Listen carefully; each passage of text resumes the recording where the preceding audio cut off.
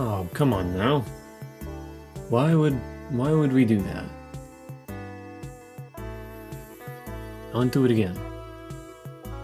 Okay, good. Ah, fuck. Of course.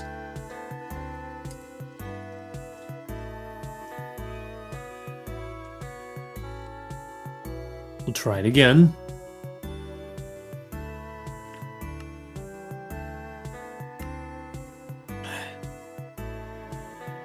Good morning, evening, comrades and compatriots. This is your commandant speaking. I was having a little trouble because I did just restart my computer, and with that comes all the trifles of reconnecting everything. As per usual. However, it should at least mean that everything is going to run a little smoother, as I was noticing it was getting kinda chopped.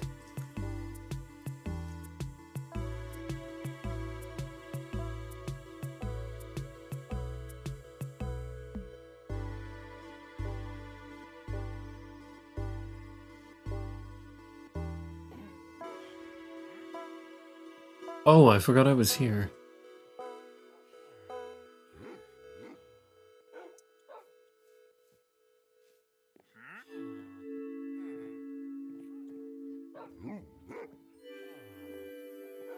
What the fuck?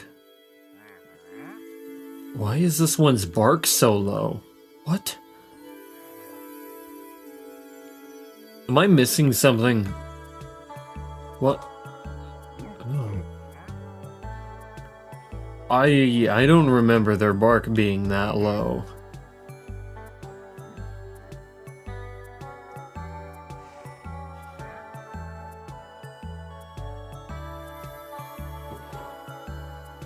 I'm gonna give them this because I found it on their territory, so yeah. There's something that I want to check on. In the mountains. You know, it would be really funny if I started doing the unnamed northern district specifically so I could build like a road. This is exactly me type shit.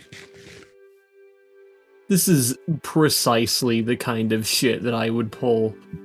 I'm not even gonna lie. Build an entire city district specifically so I can build a road to the north. There's literally nothing in this world, nothing in Minecraft more me-coded to do than creating an entire city district.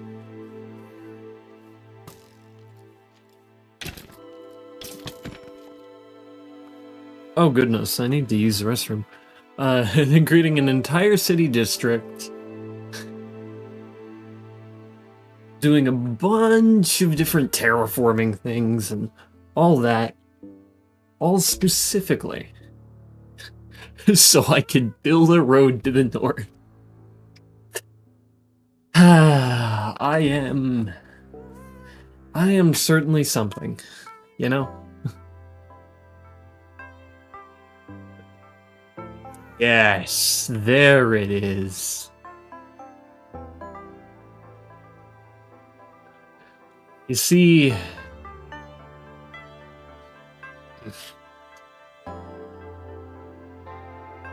Oh. Oh. Oh, okay. There's quite an itch. I can't. It's just...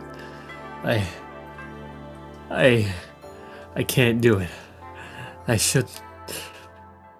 Ooh. It's okay. You don't have to... You don't have to take it.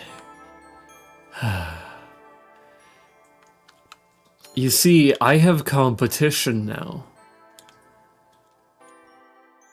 I'm not the only builder here anymore. And that means... that there's somebody else that I'm competing with.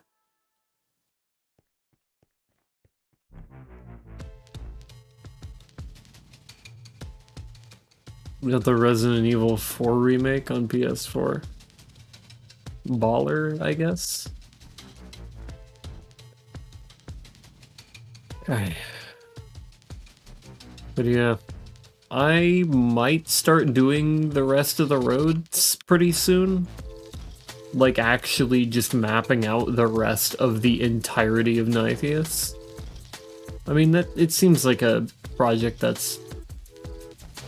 a project that's within my grasp.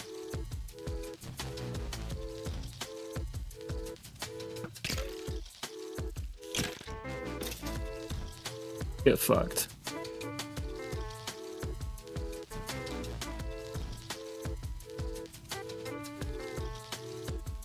Chase this shit ass.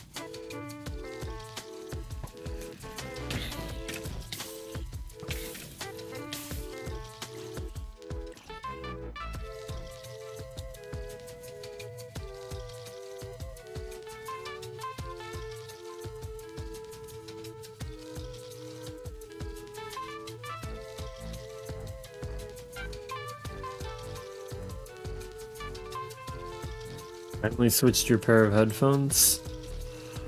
Yeah, I need to re-glue the top part of mine.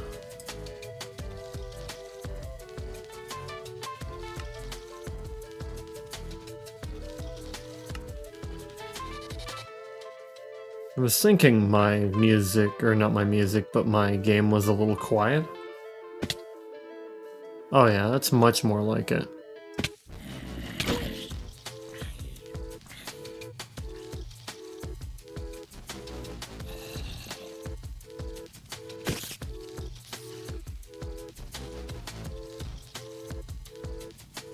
I want to be kind of cool about this. Let's see what I can do.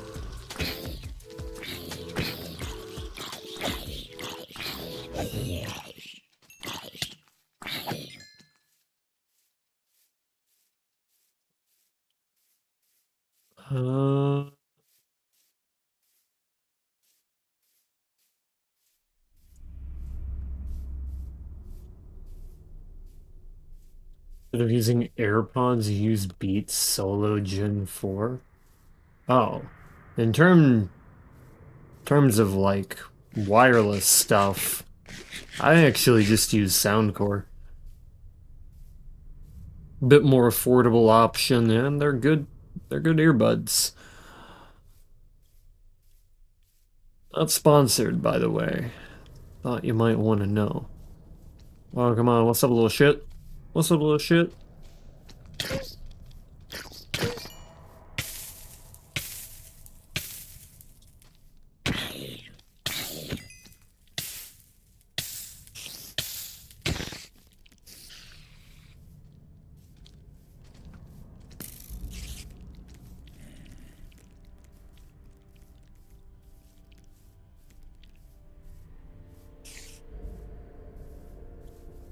See, we're gonna get up on these trees.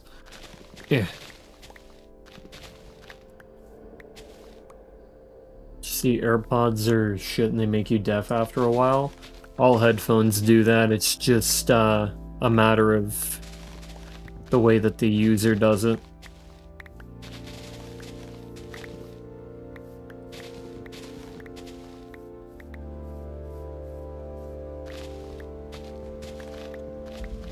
It's user error that leads to that. Nothing on the manufacturer.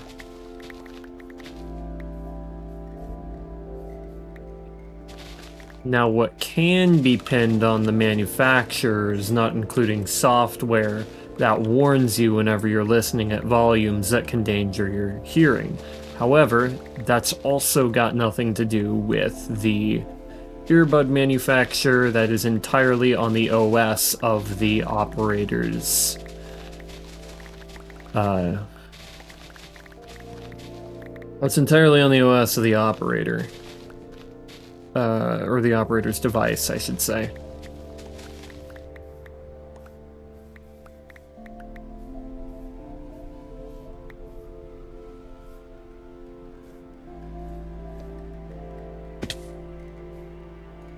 I used to have something come up on older Androids where it would say, after you got to a certain volume,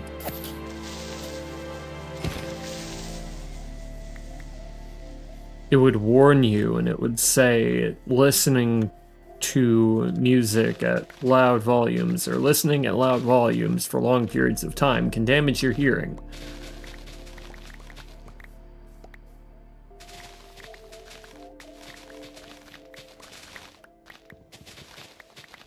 Now, as an Android guy through and through, I would love to shit on Apple any chance I get. But that reason ain't it.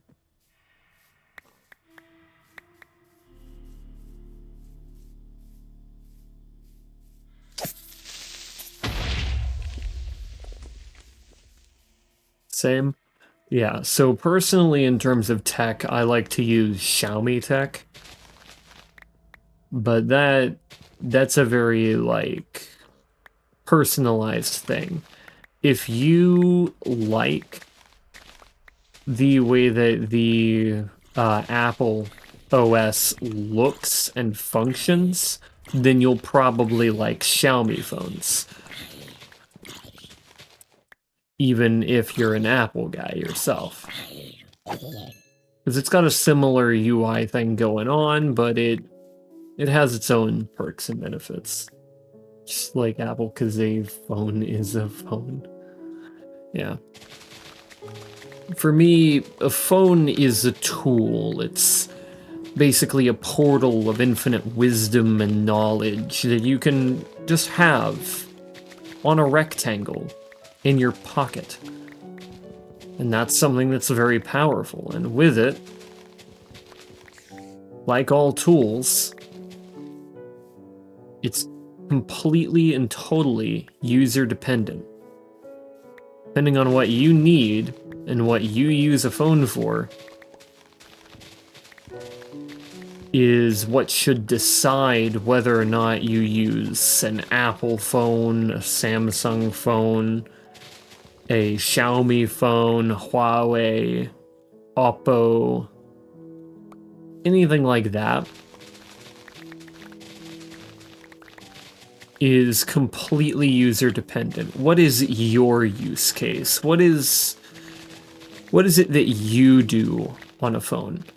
Like for me, the most resource intensive thing that I do on a phone is video editing. Yes, I edit videos on my phone. It'd kill me, I guess. Like, shit. But truthfully, it's just more convenient for me to edit on the phone. Now, could I theoretically do editing on like a tablet with Windows on it? Sure. Do I want to? Not really. It's a huge investment. I'd rather do it on the thing that I carry around with me all the time. Anyone mentions Android, people go apeshit. Yeah, because for some reason, Apple is seen as this status symbol among idiots. Like, I'm sorry, but if you actually legitimately think that your Apple phone makes you any cooler, you're a fucking dweeb. And everyone around you should think of you as such.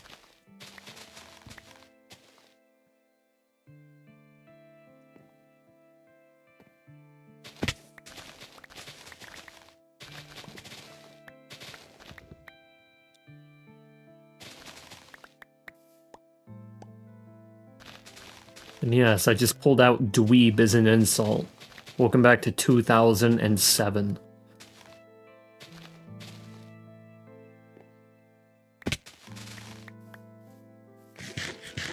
Now go listen to Scene.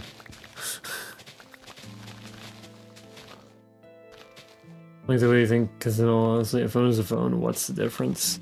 Yeah, no, it's less of, you know, the a phone is a phone kind of mentality for me, and more it's the tool that you use to get whatever you need to get done. Some people, they don't need a phone that's super fancy. They just need it to call their family or their coworkers or their friends, you know, that kind of thing. Just calls. In which case, an Android is perfect for them. They don't need anything special, and it's not like iPhone is going to offer them anything better for them specifically that isn't going to cost them an arm and a leg more. They'll be perfectly fine just having a... Literally, they could even go down to like a $10, $20 flip phone. Ain't no reason to do anything more if you're just doing calls. Now, if you do some Google searches, yeah, maybe a smartphone would become a little bit more convenient at that point.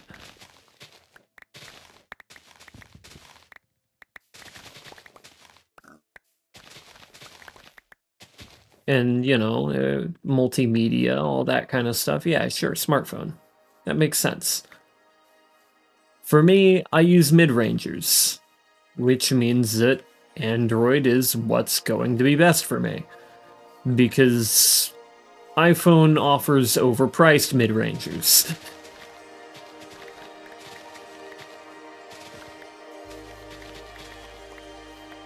I don't need anything special. I don't need anything top of the line. Hello, berries. Welcome, welcome. I'm talking about phones while I collect leaves for my current project. Oh, I think I might be pooped. I think I got all the leaves I can get. Alright, let's get out of here.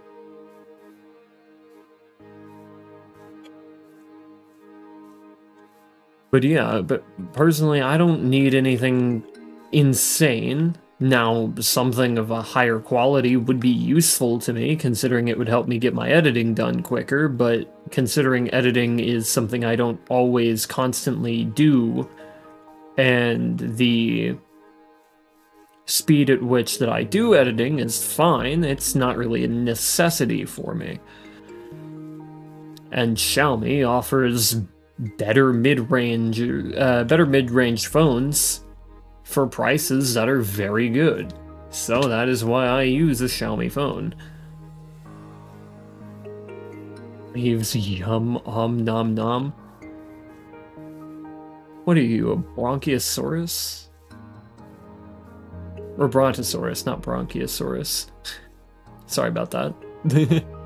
Fucked up my name there. Look at me delivering jokes like a fucking shithead. Beautiful. Honestly, who uses the side button on an iPhone 17? I don't even know what the side button on an iPhone 17 is. You are today. We got a fucking Brontodon in chat. We got a Brontodon over here.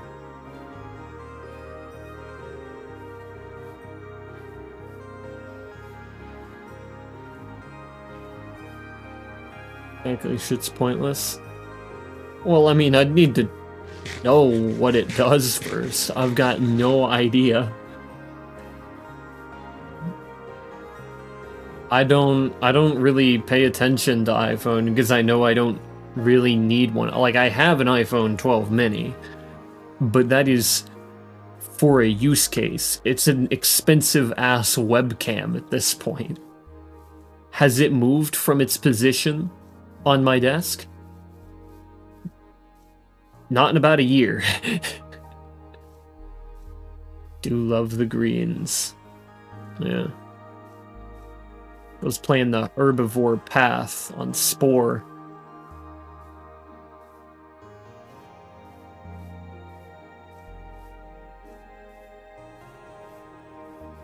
And an Android girly never switched on them. That's so real. That is so real.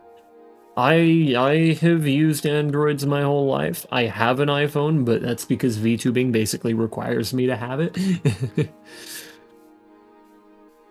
Like, that's the best tool that I can use for the job.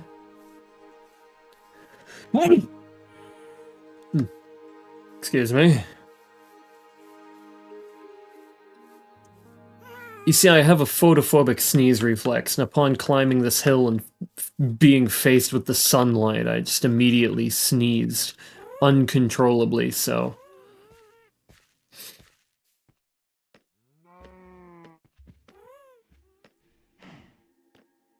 Let me put some stuff away. No, fuck it, I'll just put it away up here. It's fine. What did I just see?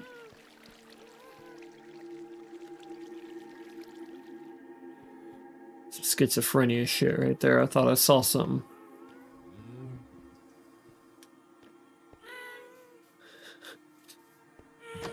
Honestly, it's so real for a builder at this point.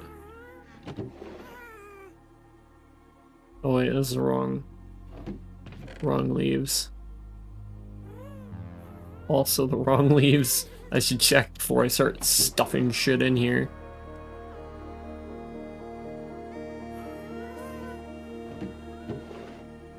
Oh no, I'm gonna run out of oak.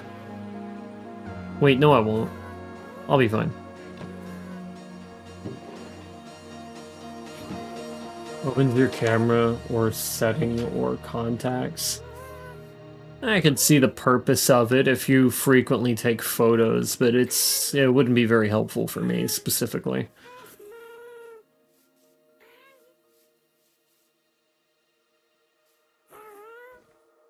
Flashlight might be nice, but then again, a lot of phones just allow you to, like, eat your metal. Yeah, that's a classic line for someone like me. I'm literally something that can do that. Yes, I can canonically eat metal, so what?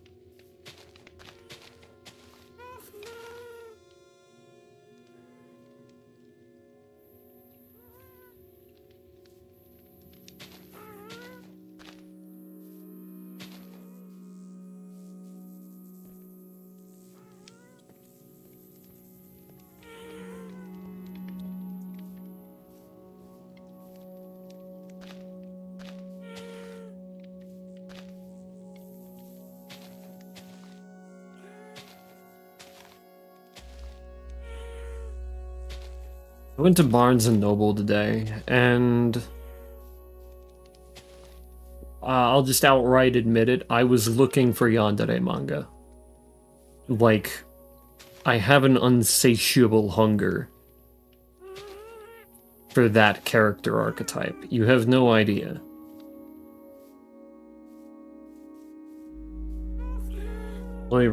It can play Resident Evil 4 Remake for $60. Got the physical version on $27 for Amazon. Yeah, so Apple's store kind of takes a cut of everything that's sold on it, so a lot of things get upcharged pretty heavily. This isn't entirely unique to Apple.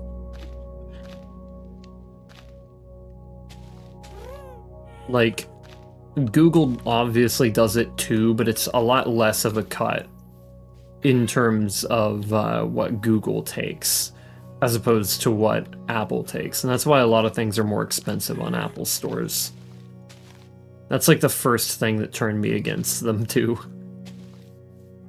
Were you like crazy? Yes. Yes,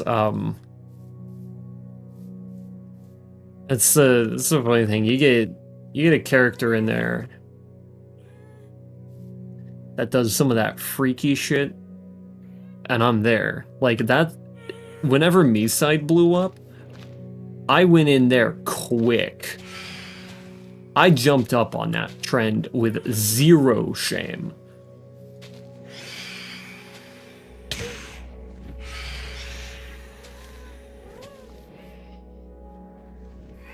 Because I knew it's my time to shine. I even got a comment on a post from the fucking developers because of the things that I had said. You see, the stream title Oh my goodness, these guys are getting annoying. Whipping out the great Sog. Send me away! Oh jeez. It grew up.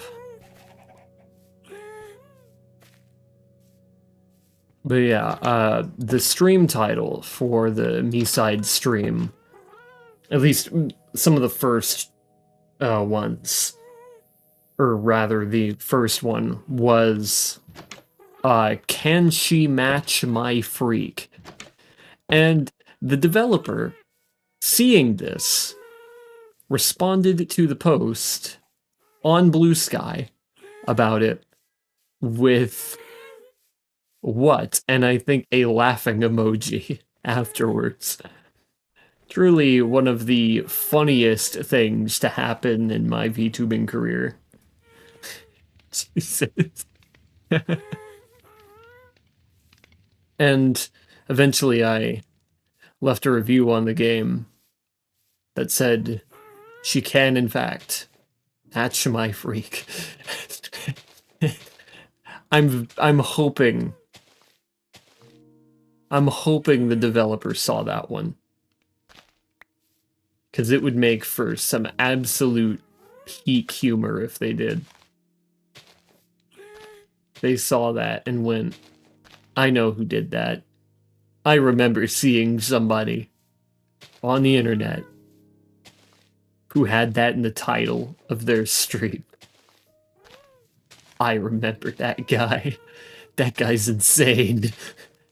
I don't know his name, but whoever that was,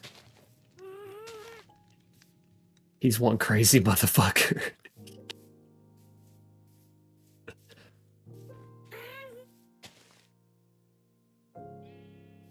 I heard that sheep eat. Yeah.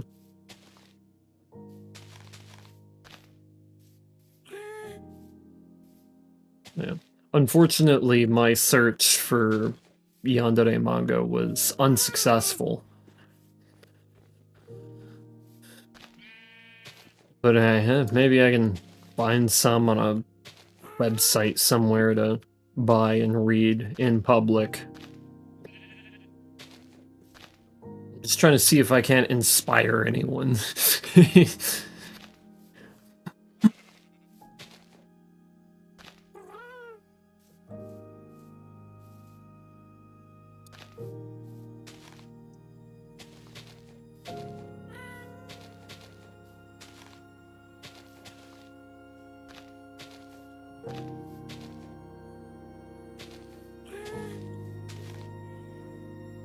You like dark humor anime mommies pick your poison? The latter. No question.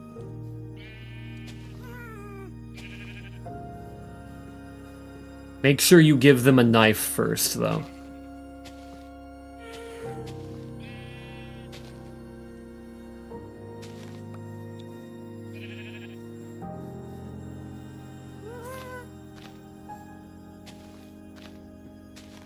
Wife and knife rhyme for a reason.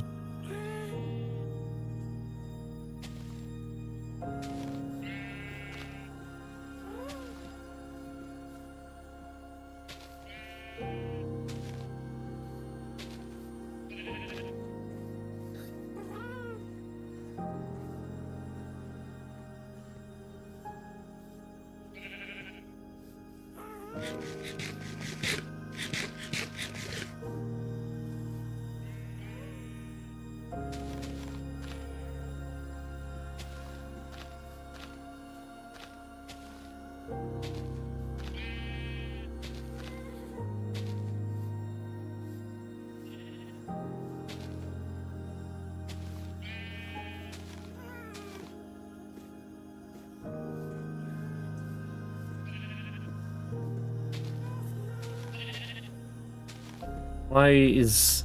Get out of my way. I could see its... I could see its... shaved... texture beneath it. That's pretty funny.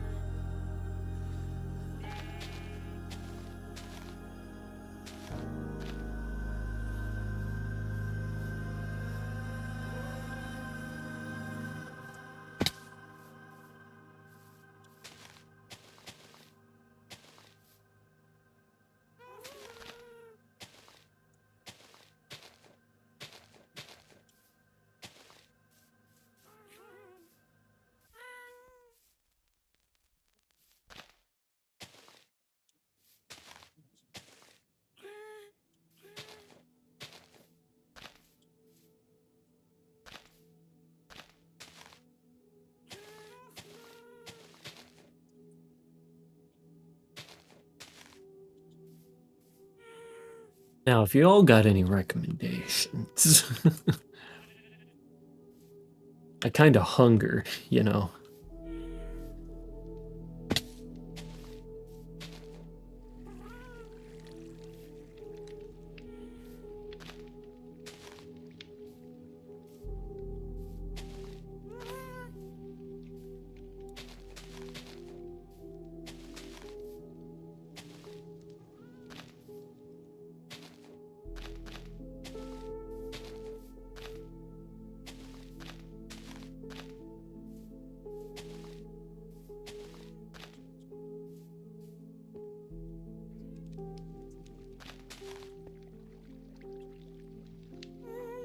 What are you hungry for? Wife, a knife, or milk?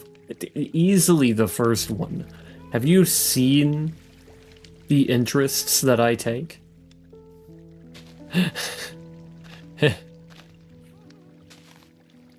Like Jane Zenless, the like classic depiction of a femme fatale. Come on. Gee, fucking jeez. Yeah. Easiest choice of my life right there. Didn't even make that difficult.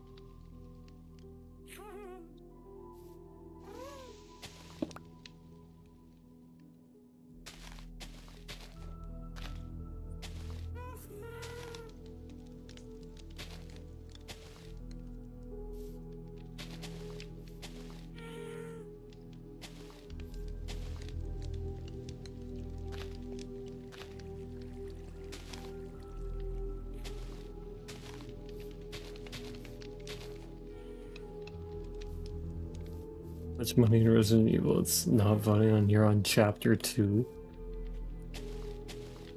Real like the I know so little about Resident Evil, and not because I haven't like seen anything about it. It's just because the last time I saw it was so long ago that it's literally faded in my memory.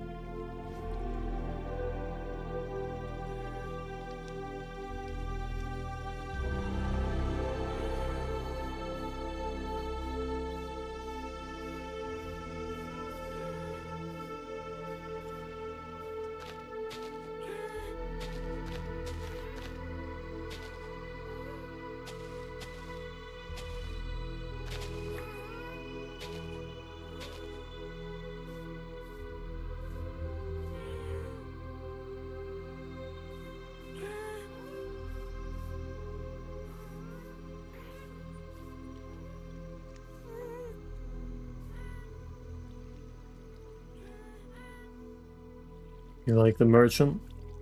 Right on, right on.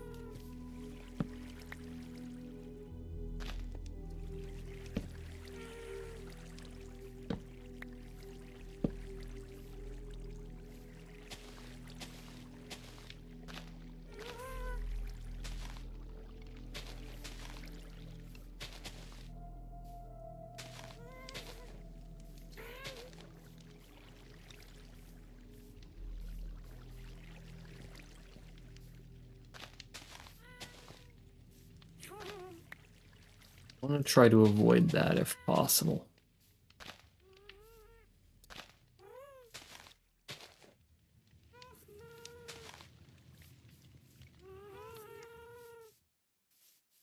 Yeah, the hole, and now even more camouflaged than ever before.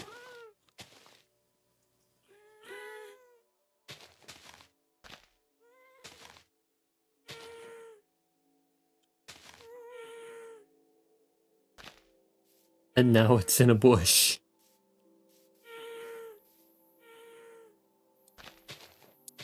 And not the president kind.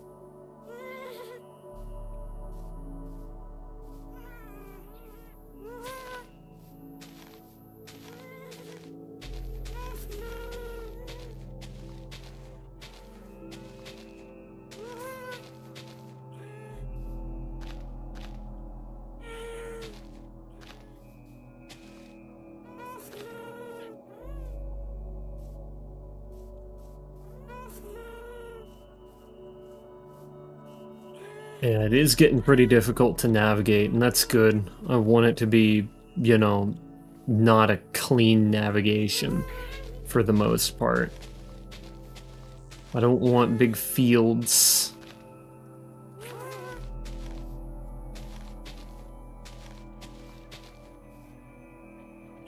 I want clean, simple, or not clean, simple, but, you know, clean and complex structures.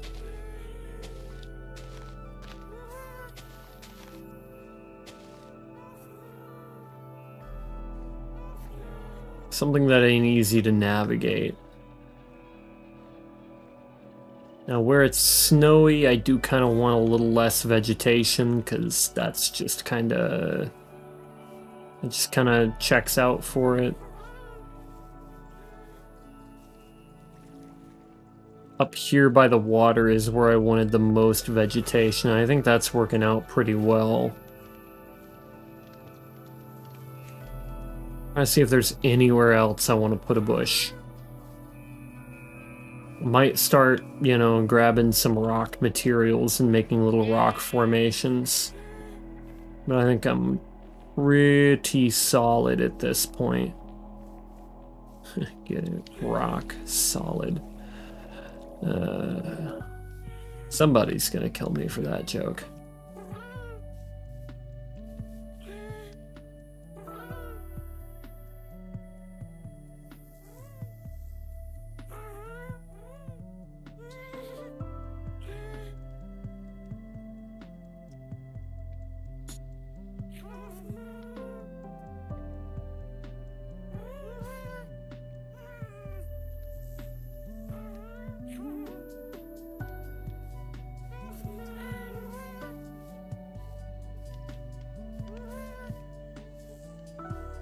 Right. Feel like this is good for the most part. Let me put one of these here.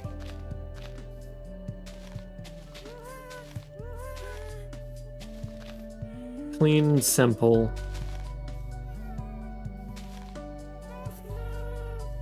That'll kind of add a little more vegetation.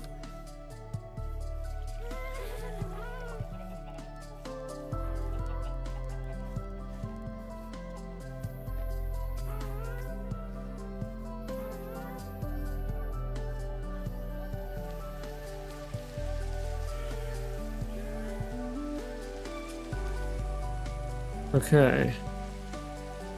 So I'm gonna put this away. And I'm gonna grab some rocks. Not many. This isn't gonna be a hugely rocky area. We'll even grab some buttons. Alright, there was another thing that I needed to do.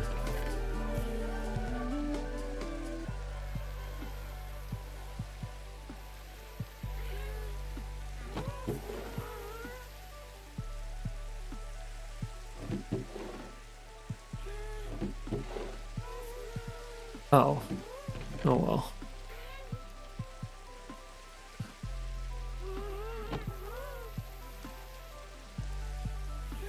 Nope. Okay.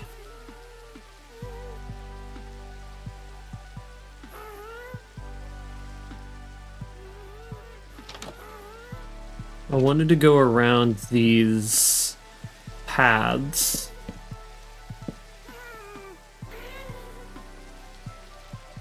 And make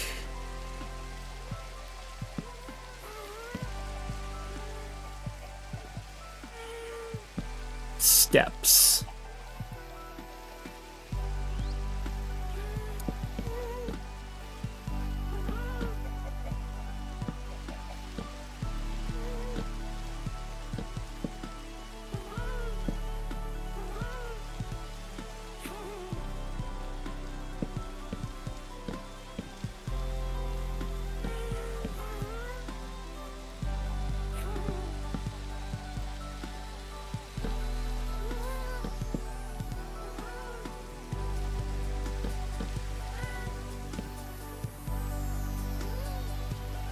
Okay.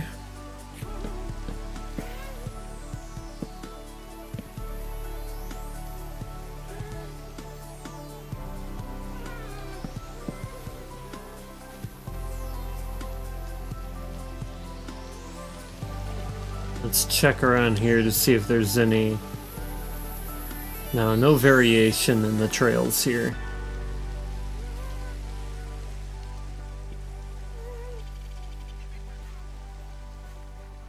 So let's head down this trail.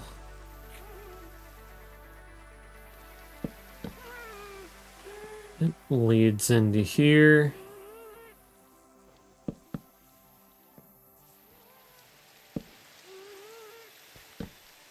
Oh. I see.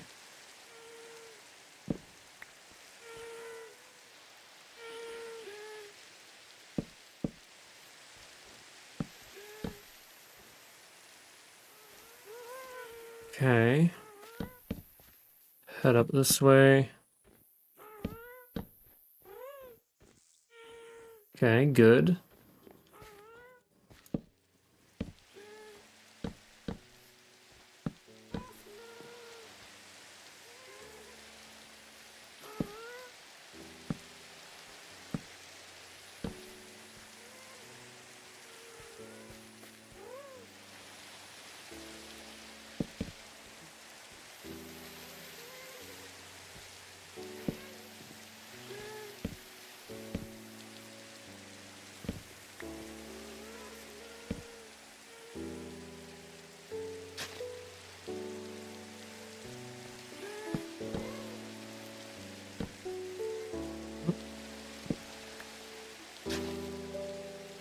Like that. And then...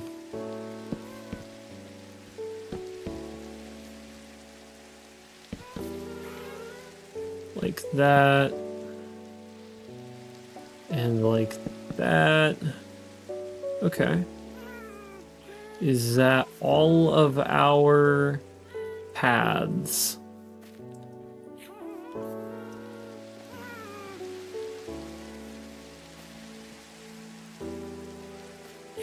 Yep. Okay. Let's just add some of these along. Just as a little detail.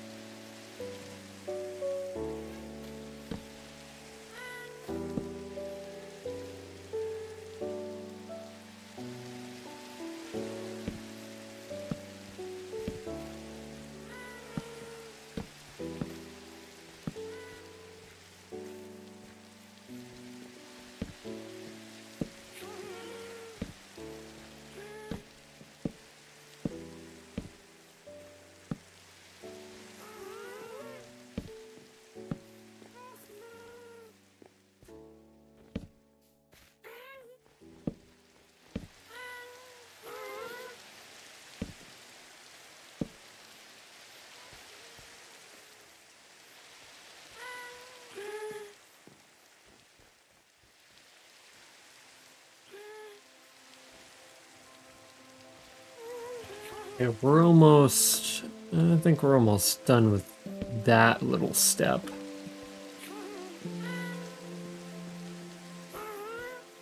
Yeah, I'd say so.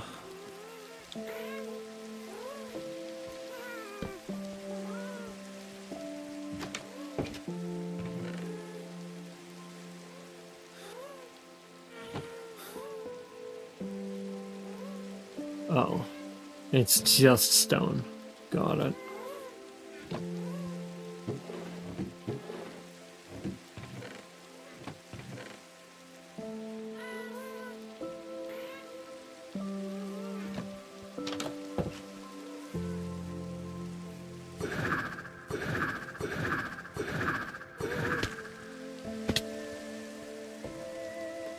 Okay, never mind. Don't jump then. That's fine.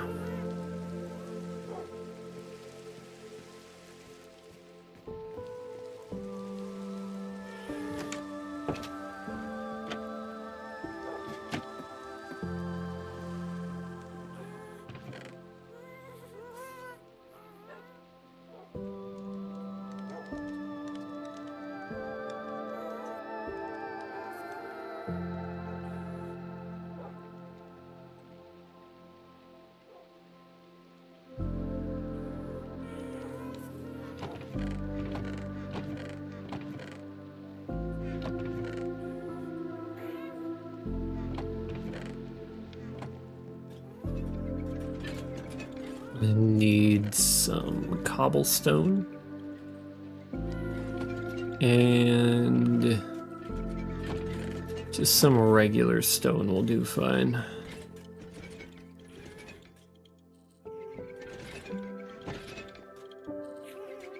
Andesite.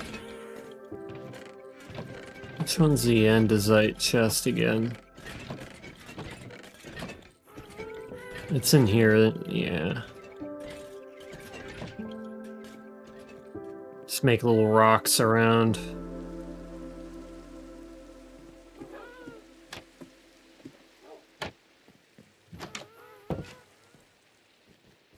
Not many, I don't think, just a couple.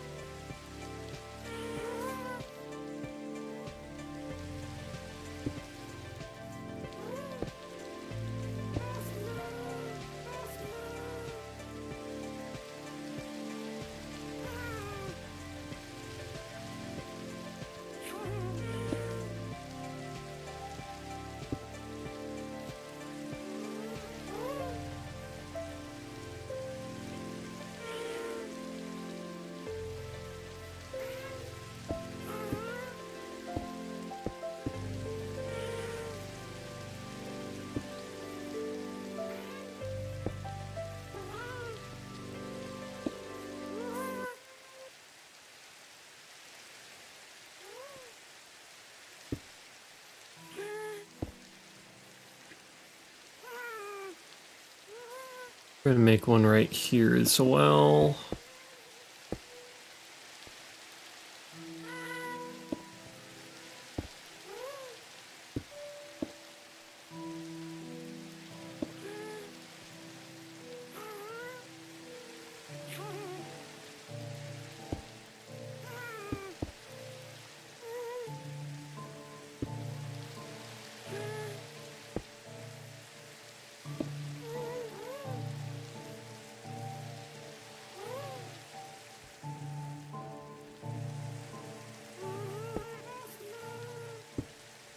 Make a little one here.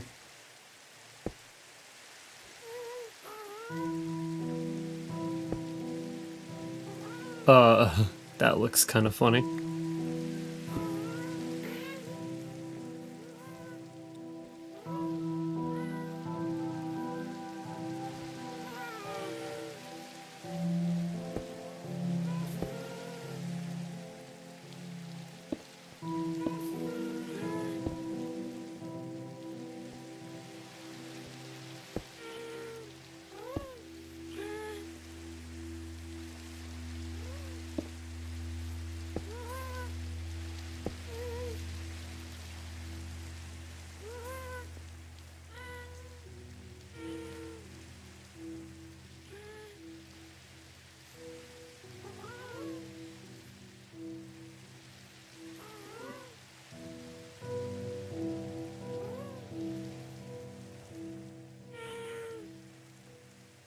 Disconnected.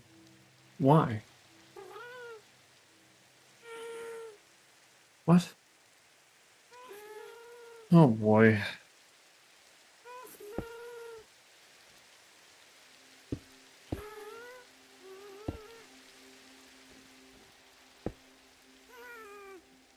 Is YouTube fucked up again?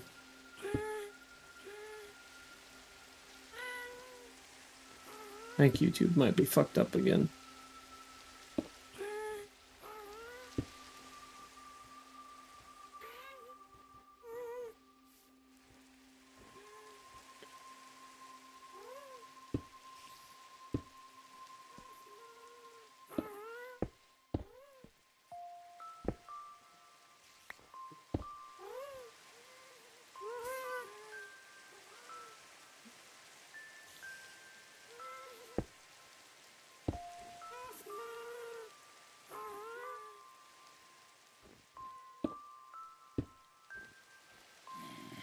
Yeah, hold on.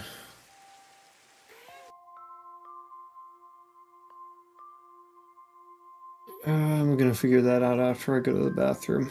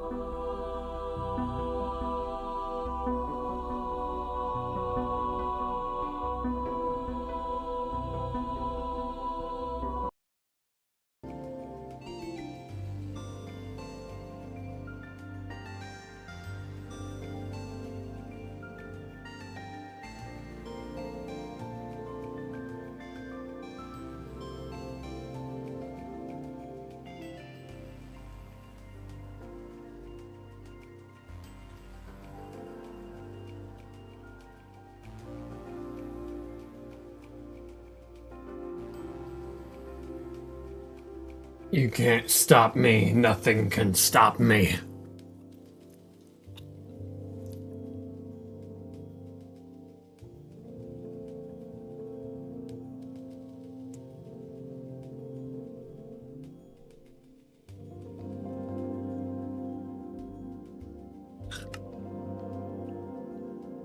Well, that was...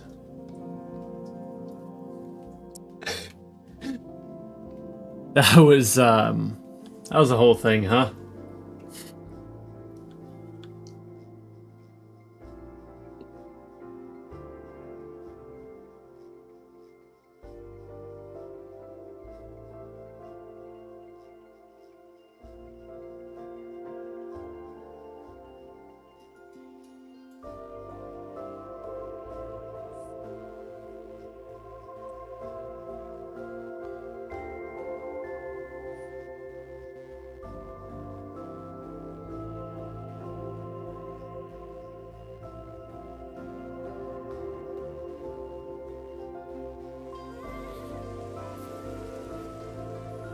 Okay. Yeah, it's fixed. Great.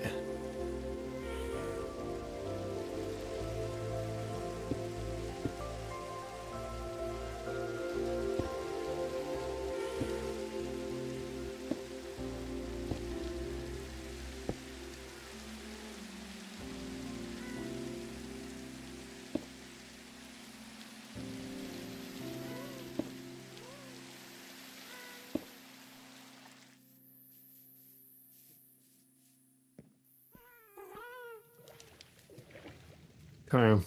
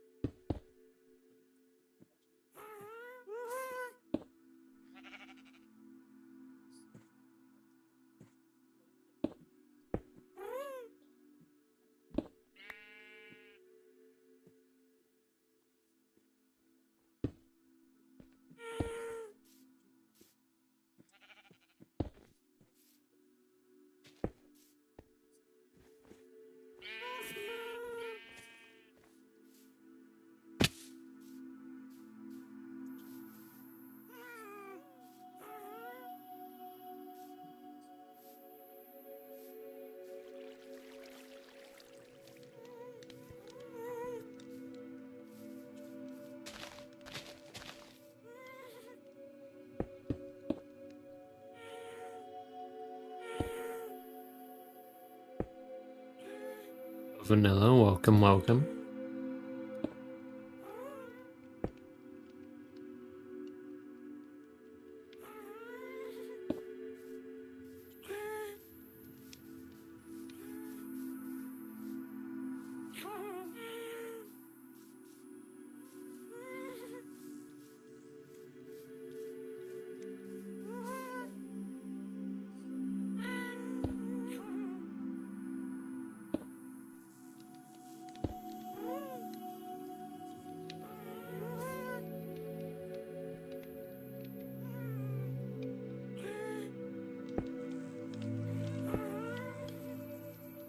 How have you been?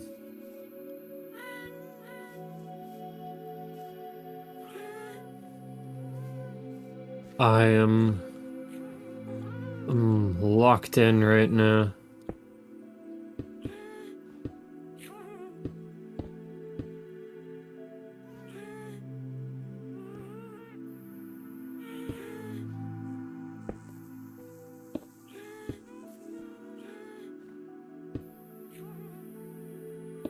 We are...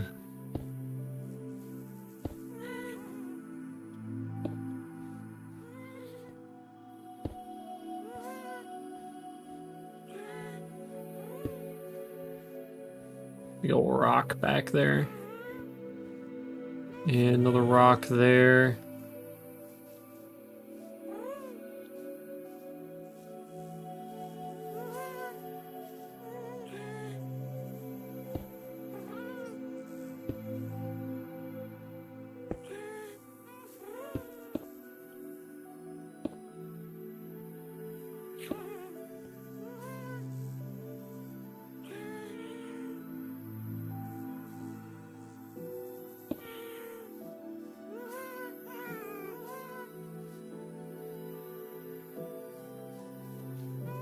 Okay.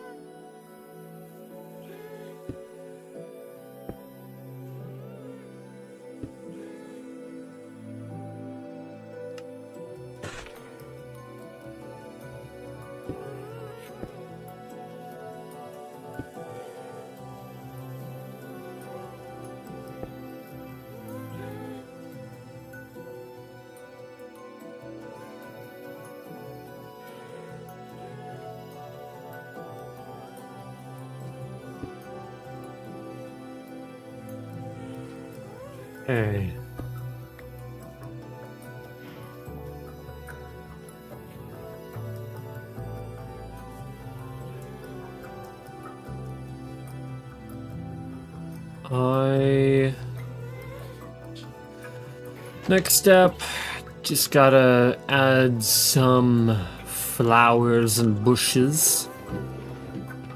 I don't know where any bushes are, so I'm going to have to go find them.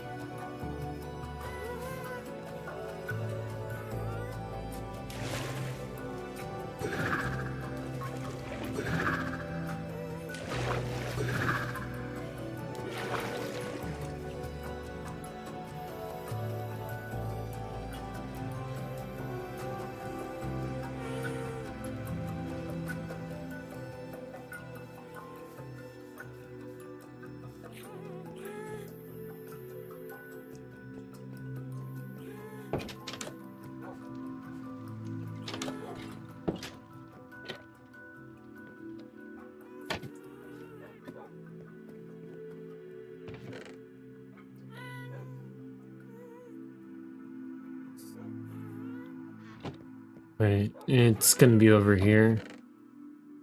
Gonna take this. I didn't even use those.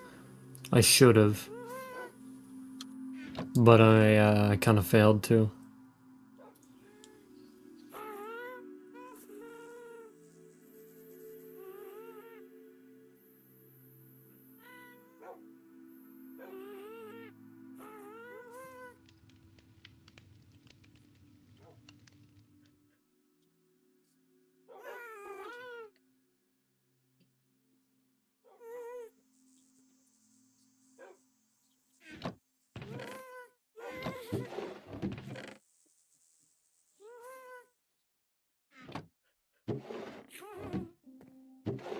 Dead.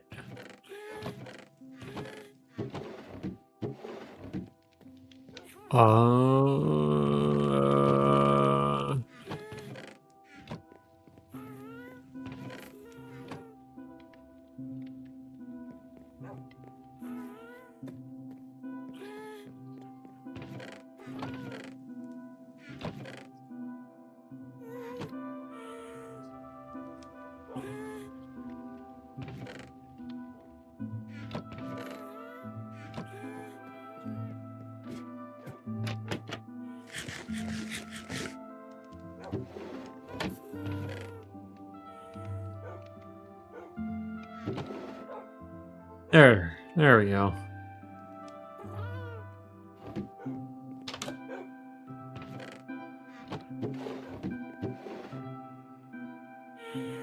Hmm.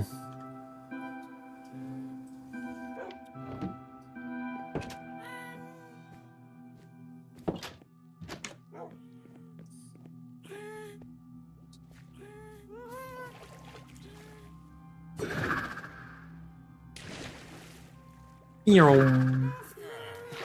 Meow.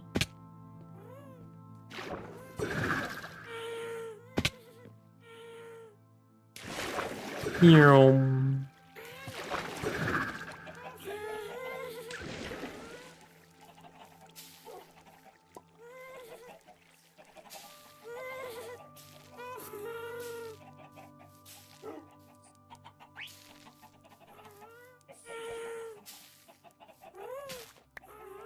Ah, damn it.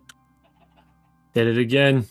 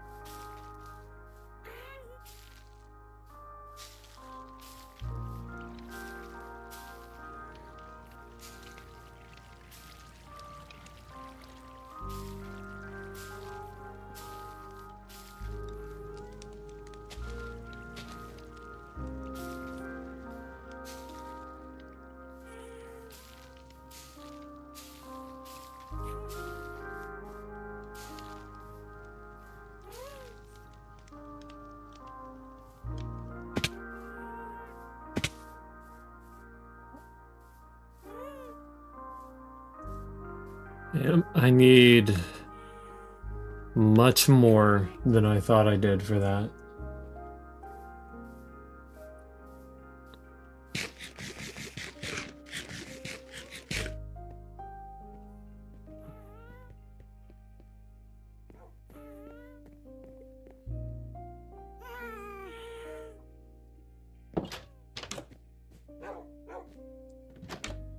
So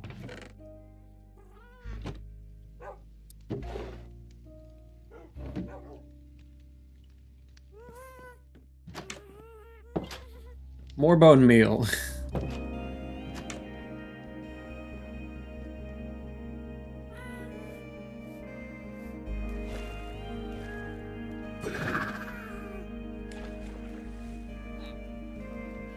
Can I please? Thank you.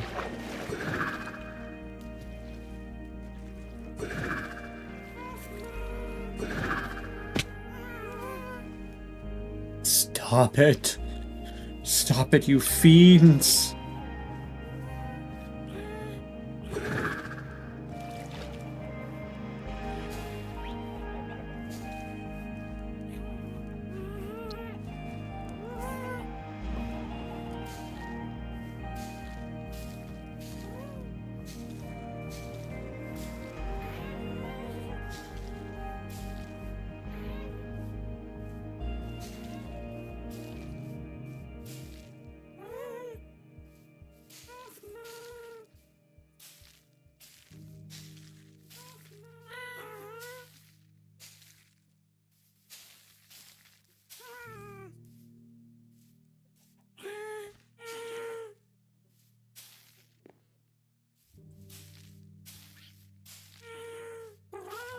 Beep beep. Coming through. Be funny if you could bone meal like an animal. Be hilarious.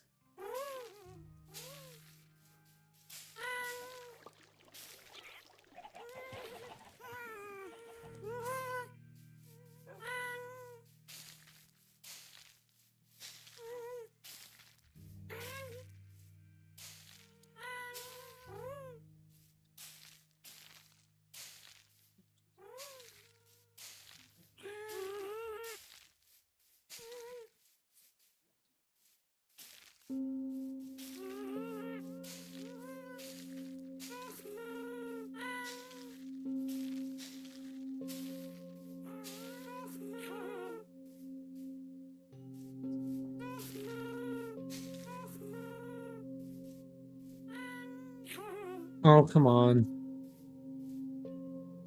There we go. There's so many flowers. This is working.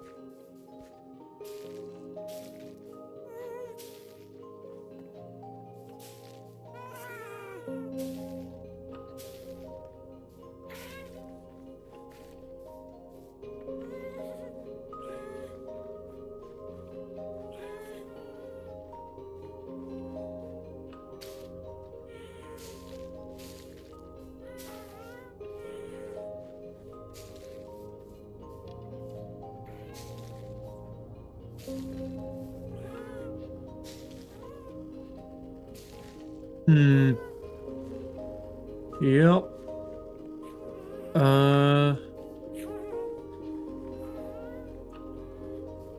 Not doing anything with the snowy area. I mean, we could. I don't feel like it. I straight up won't yet.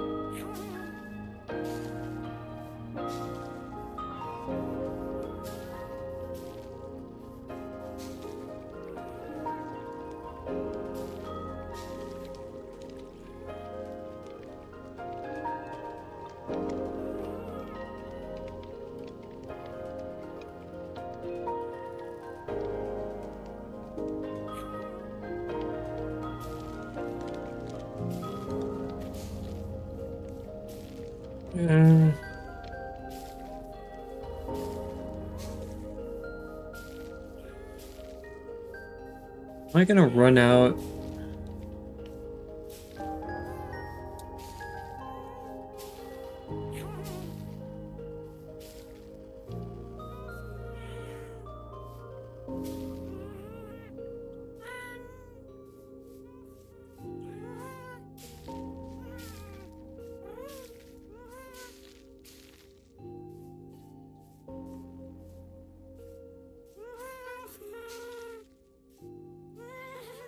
Okay, is it?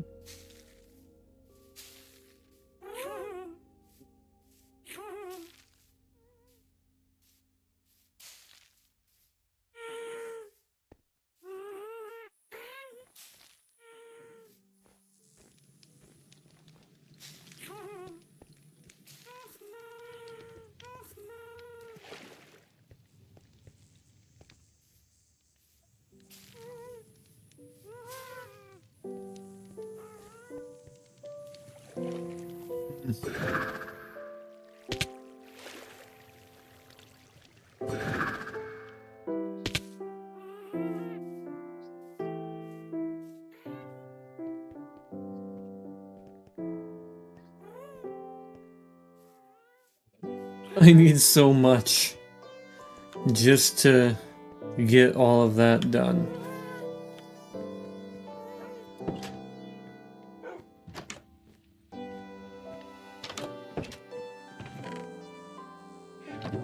Any more bones up here?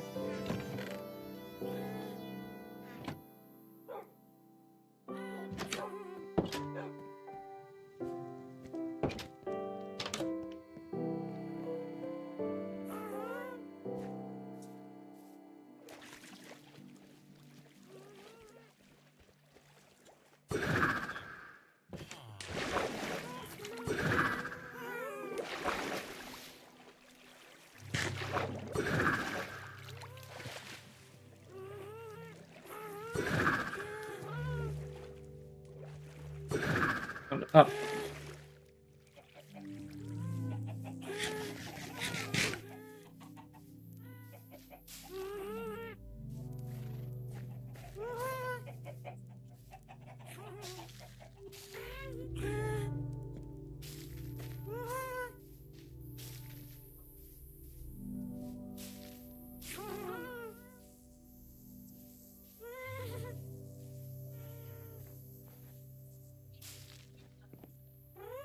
I thought that generated a bush.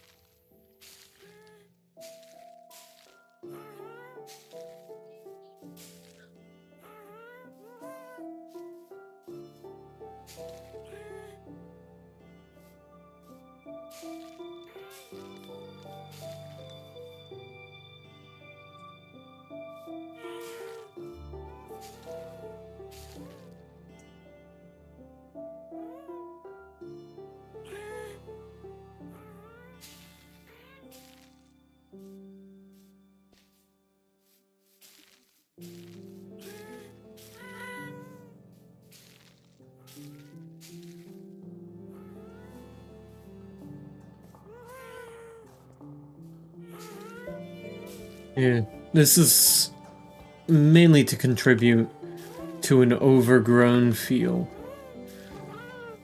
as opposed to making this place look remotely kept. It must be perfectly unkempt.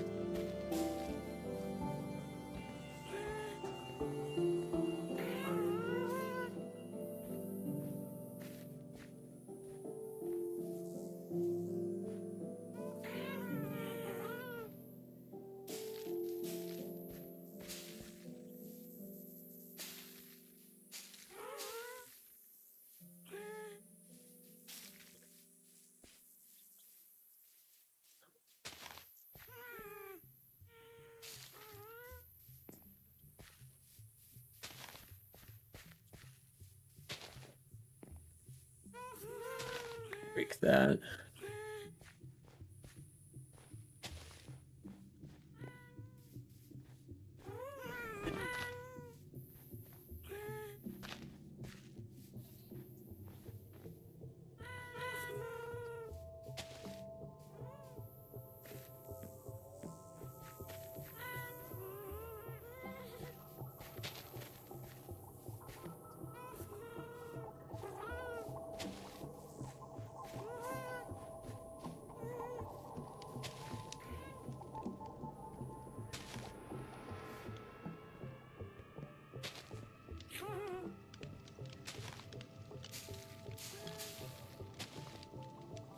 Damn it.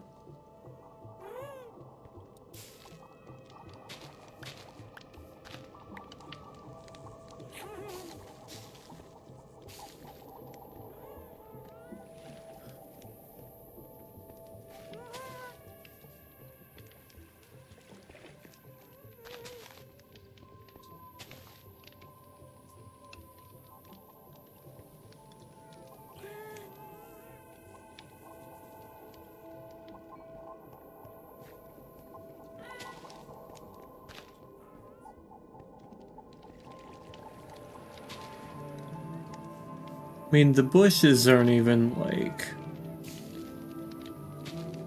a remotely necessary detail to add.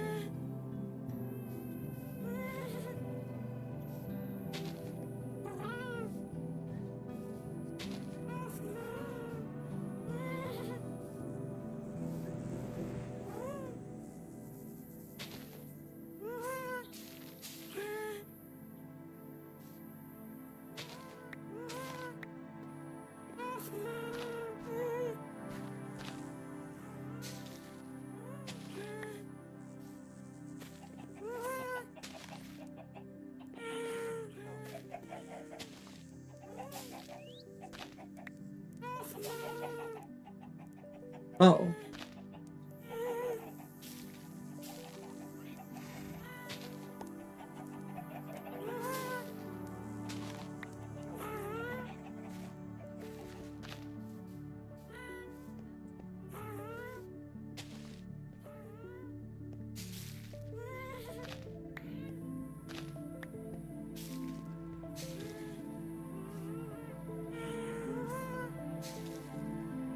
Okay.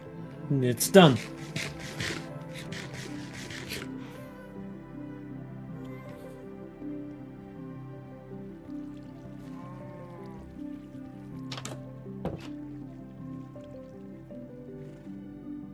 I don't actually have a whole lot of other things that I'm thinking about doing, so,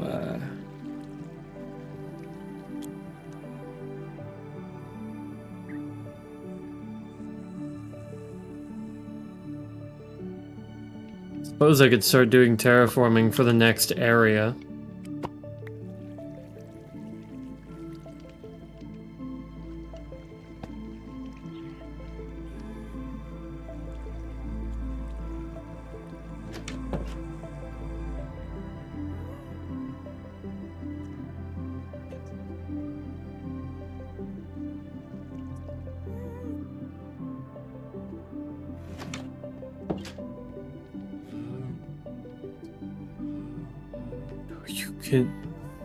I can literally see the green expanding.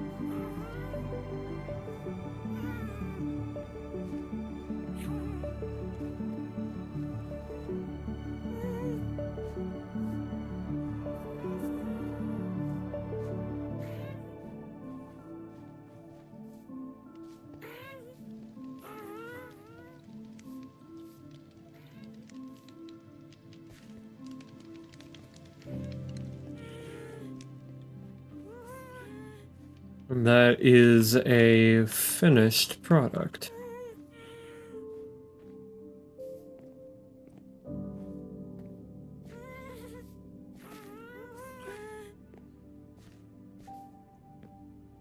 It's done.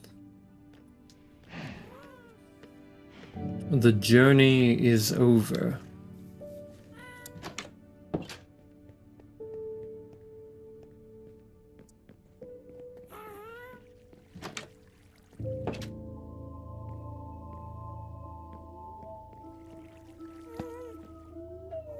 Holy, look at that on the map.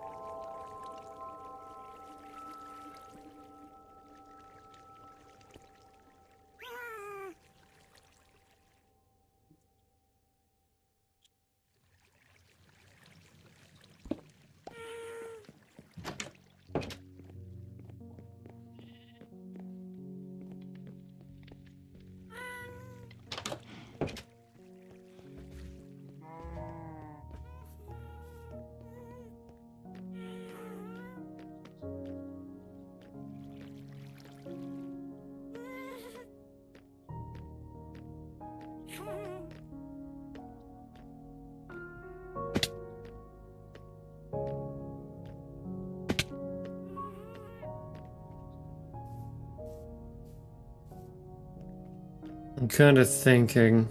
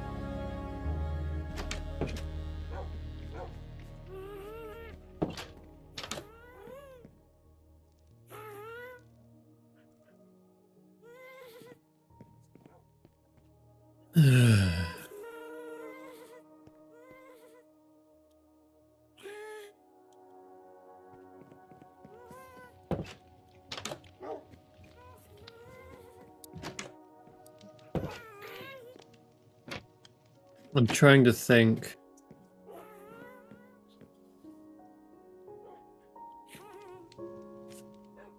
Actually, what I could do from here forward.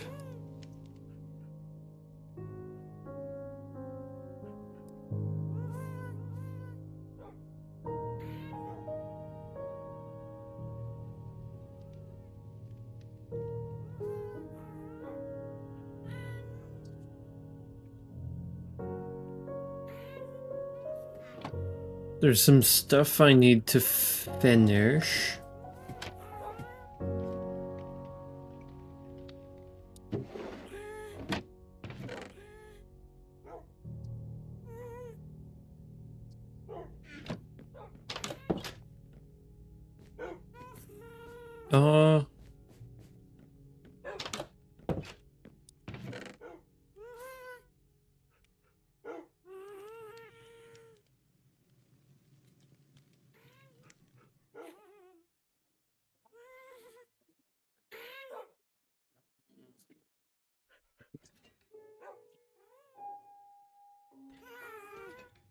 You know what? I think I'm gonna finish some of the stuff out there, actually. That might be my best. the best use of my time right now.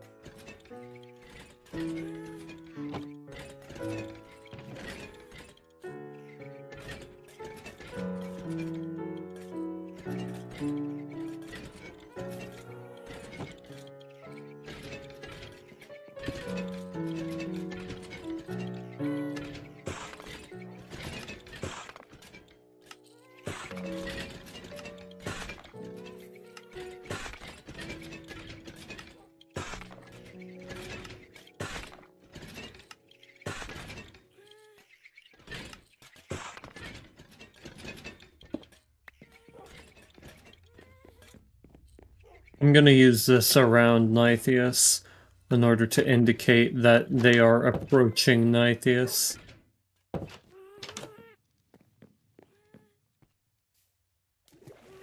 So.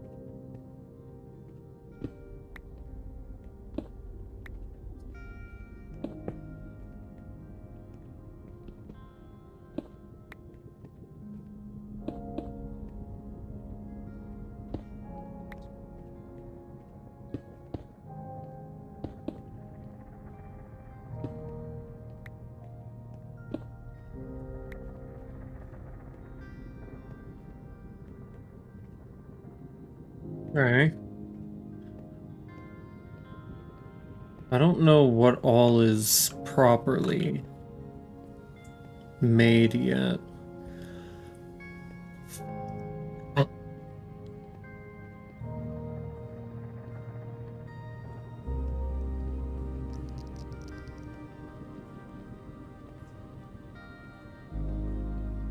think I ran out over here.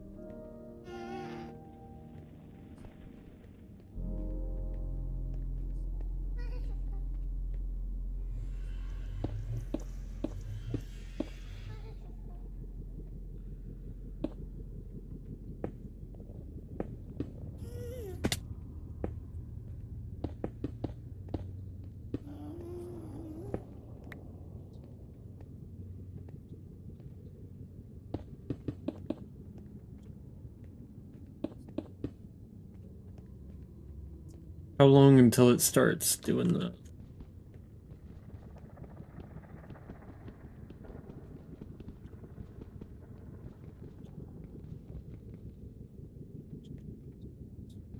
Five.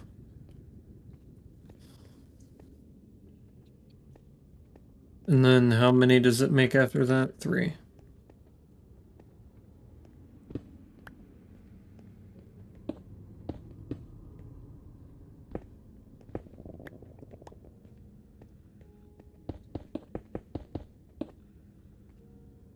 And then the news, you have a new laptop. It has Intel i7 something and 2 terabytes of space. Well, I can tell you that an i7 something tells me nothing.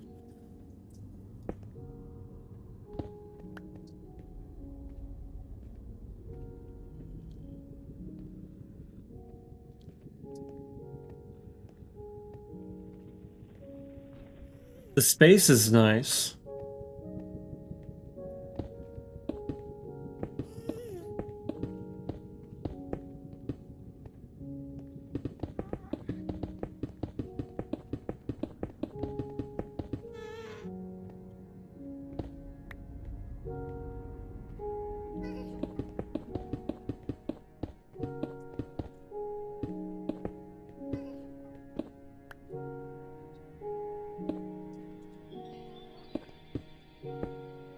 Nothing new with me. I have 5 jobs.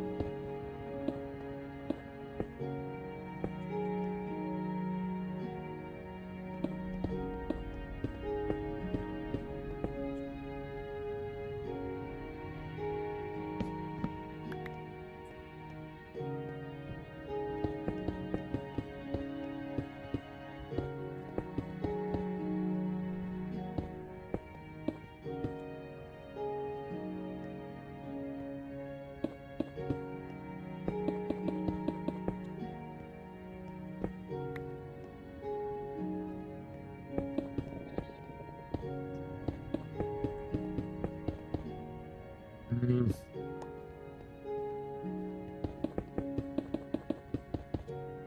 Come on. Bruh.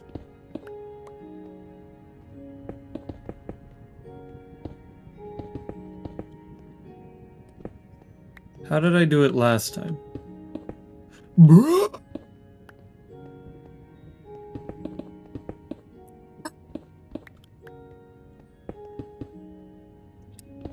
I give up.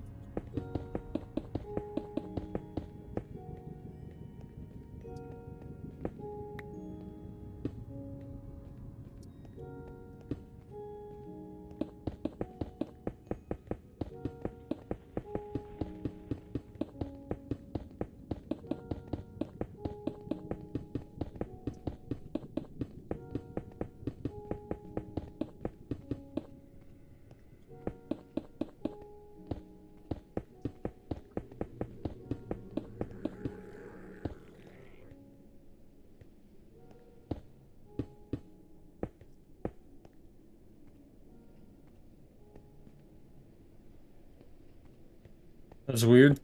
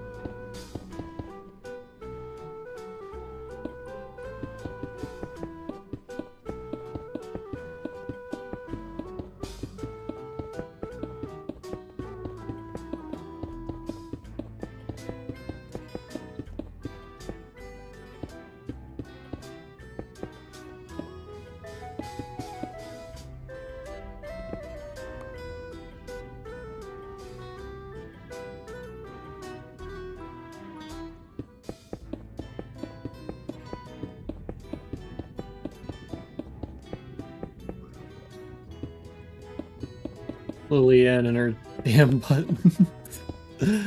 It's pretty funny.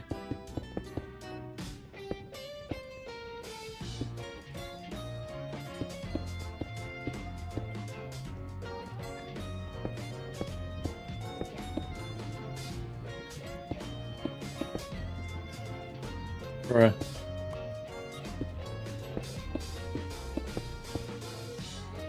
Are we for real? What the fuck is this?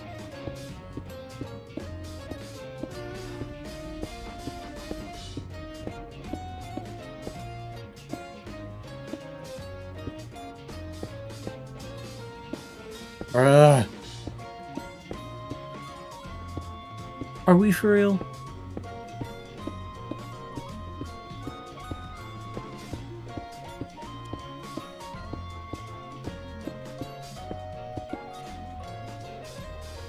What the fuck?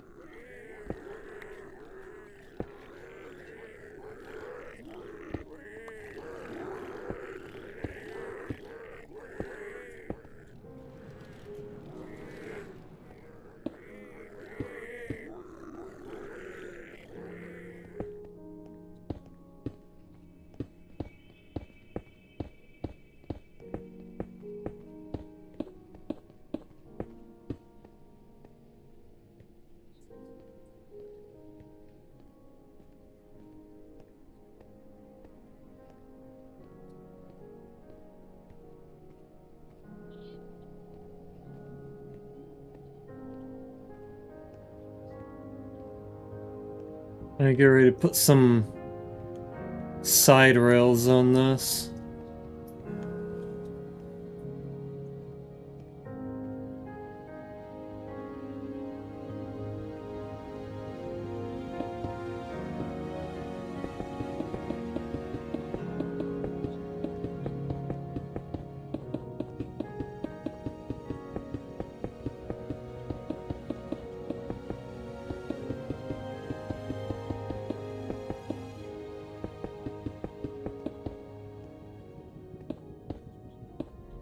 Bruh.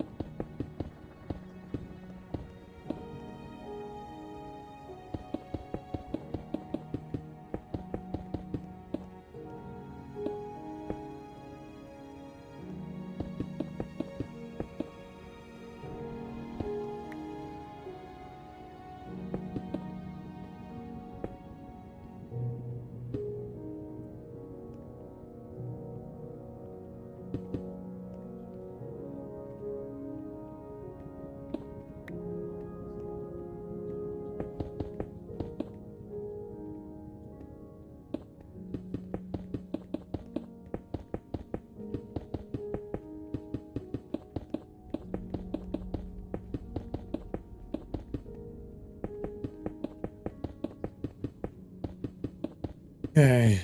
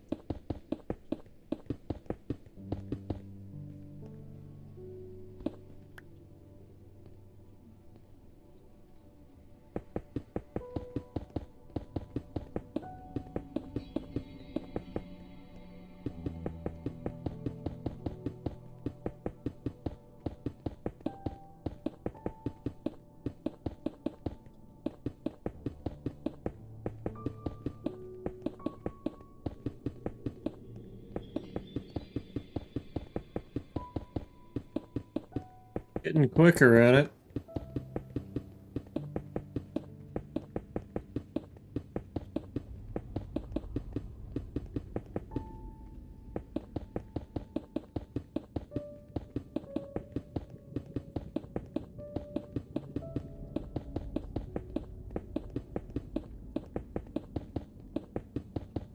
I'm sure Lillian will probably eventually help with the, Oh great. I'm out of slabs again. What I was gonna say is I'm sure Lillian will eventually help with the design. Because I'm sure it could use work somewhere.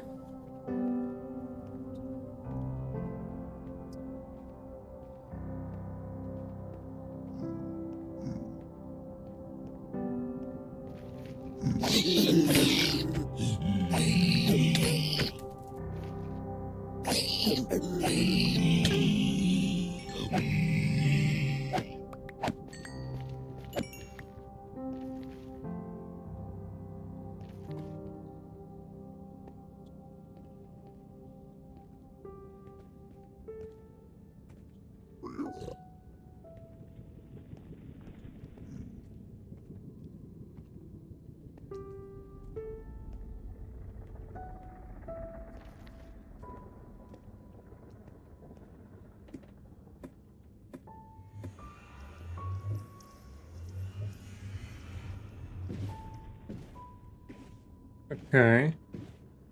So this is working.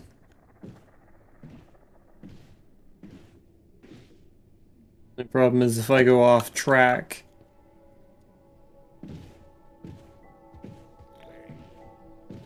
Oh dear.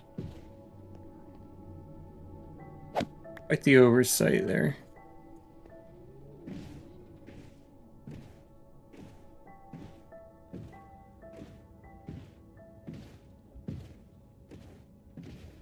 Huh.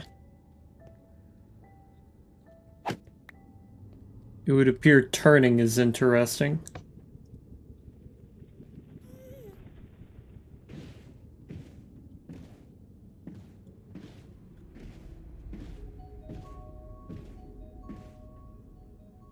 It does work though.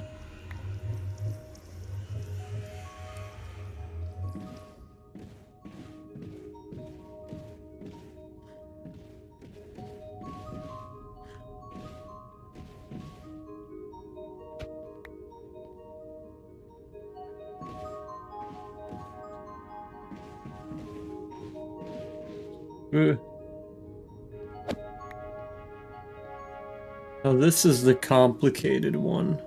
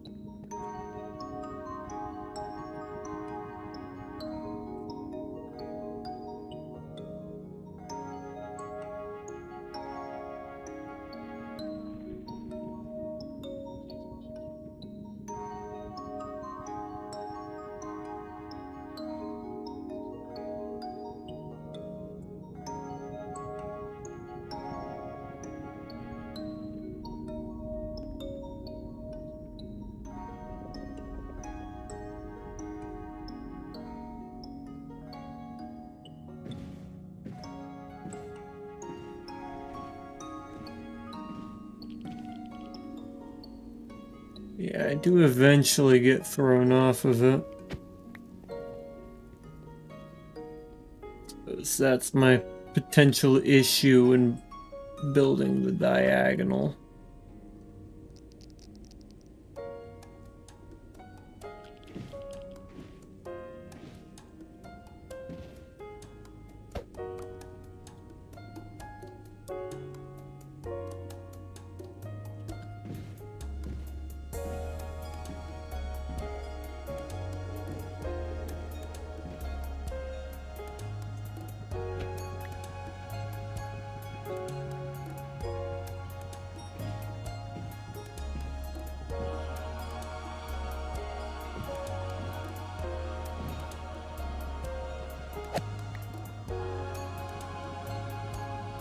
Damn.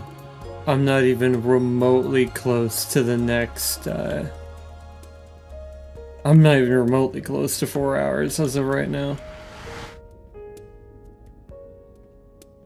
Damn.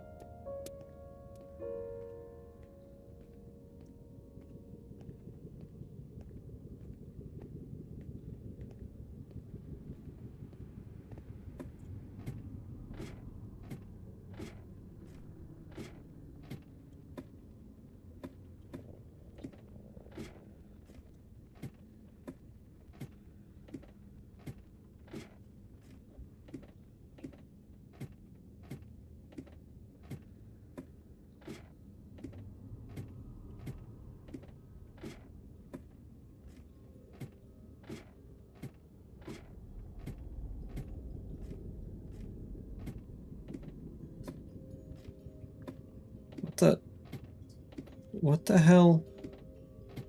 Oh, it's... Yeah. 'Cause they're top slabs.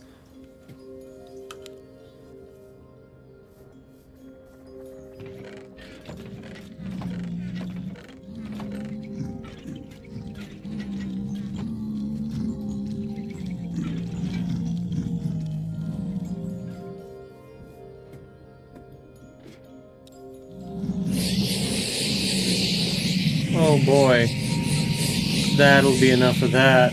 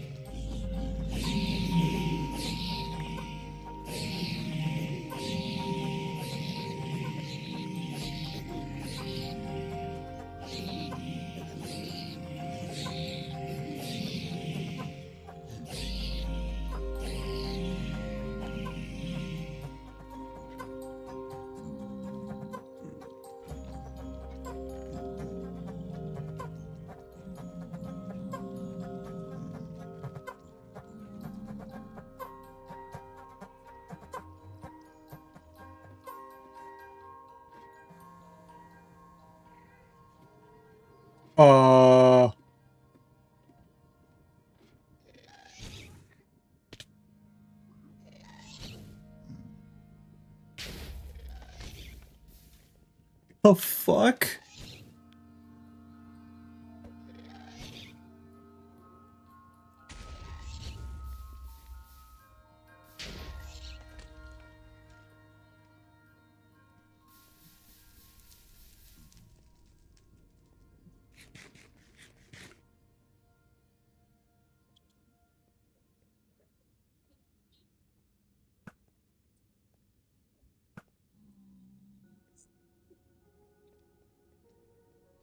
Okay.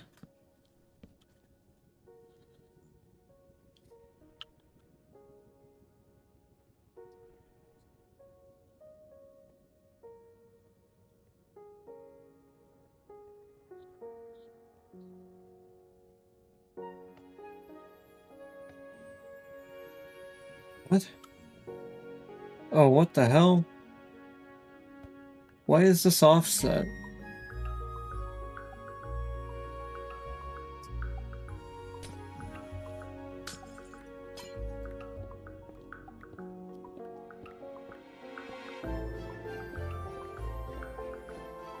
Why did that happen?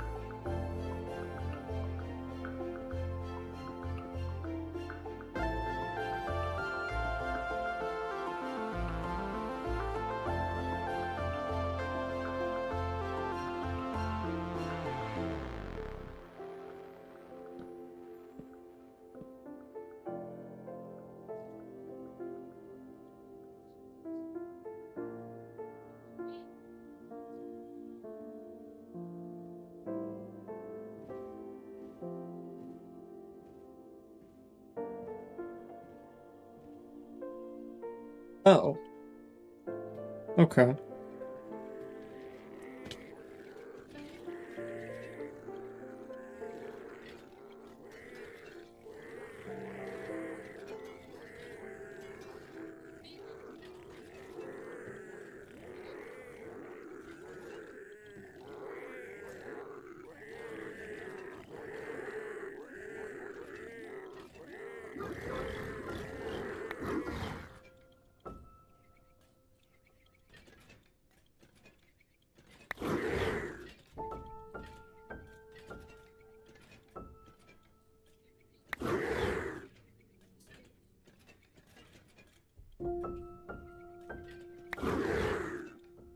On.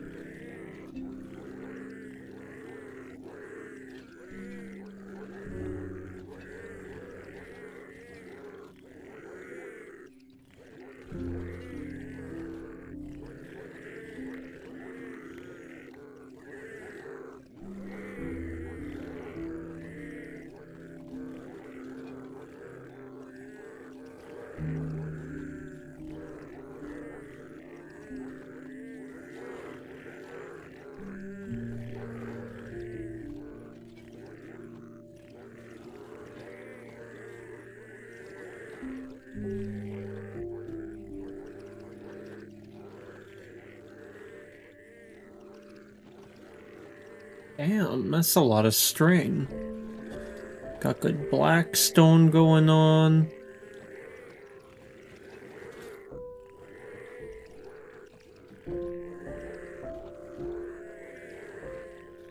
Pretty dried ghasts.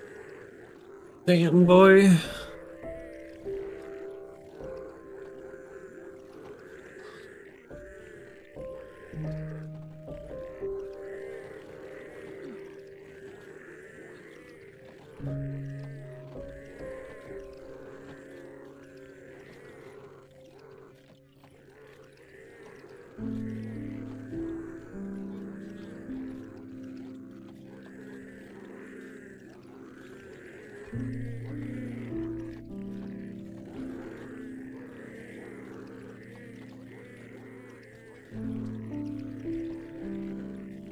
Fire resistance potion.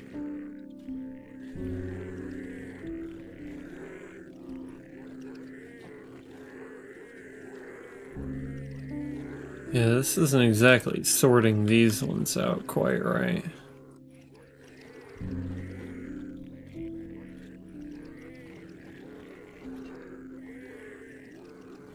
Hello, Lapis. Welcome, welcome. Well, didn't mean to do that.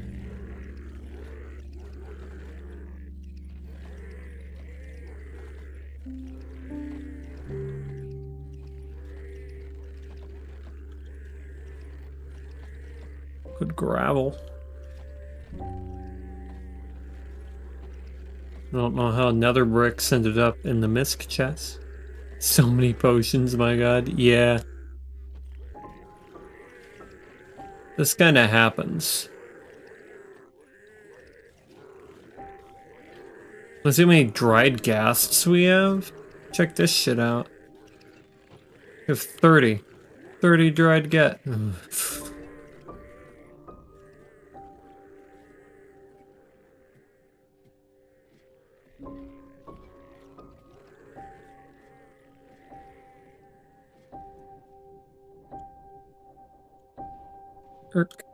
Oh, great. Lovely. That's what happens whenever your nether system is incomplete. Shit.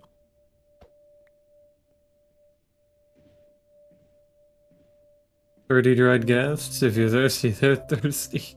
Give them some water. Yeah, I can't have 30 ghasts just casually flying around in my base, though.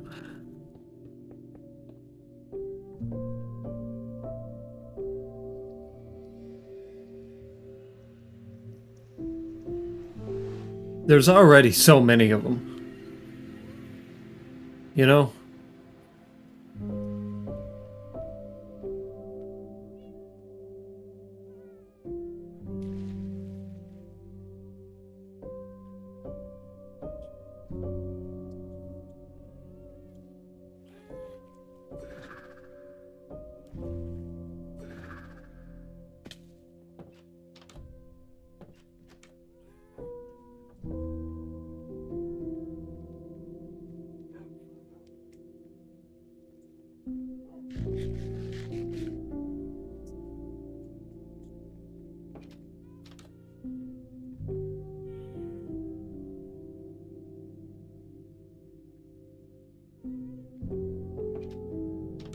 There's a lot of gas, but there could always be more.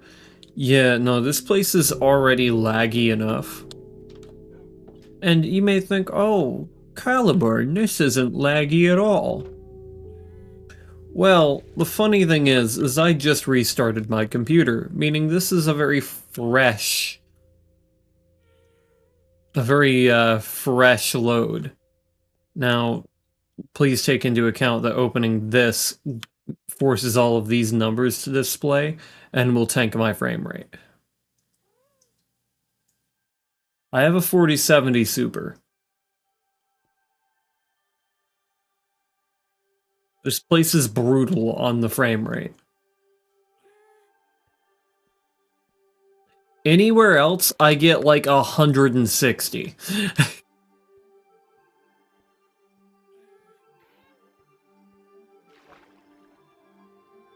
But since you just joined in, Lapis, I'd like to show you the completed grove. I think you were here during the beginning of its construction, or somewhere towards the middle. Don't know what a 4070 Super is? I assume that's a powerful computer. Kind of. It wouldn't be on its own. I mean, maybe you could get a GPU to run as if it were a regular computer, but no, it's a spicy graphics card.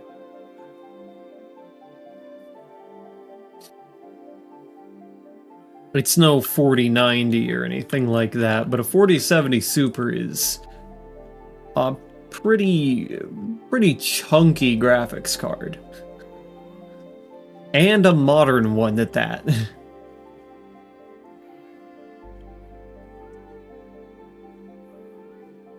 We're talking running Cyberpunk max graphics at 100 FPS. That's the kind of shit that this kind of graphics card pulls.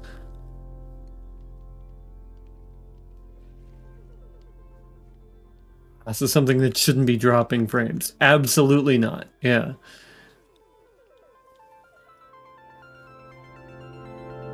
But Minecraft is kind of the kind of game that will absolutely eat your frame rate for breakfast.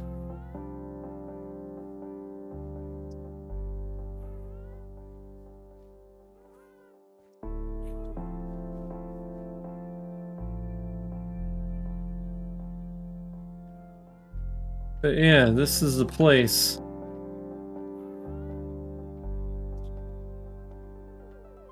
Is everyone gonna be playing in a game of Cyberpunk Red soon? Oh, hell yeah, that's cool.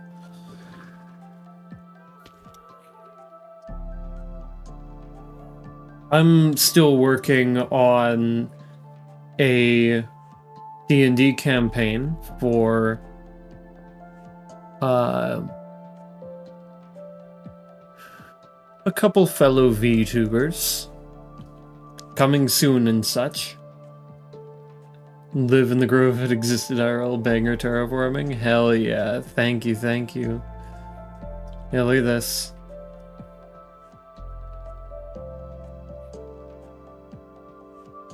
Even from above, it's such a vibe. Like, take a look at that.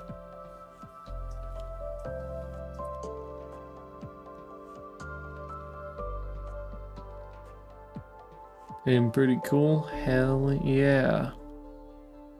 The fruits of my labor.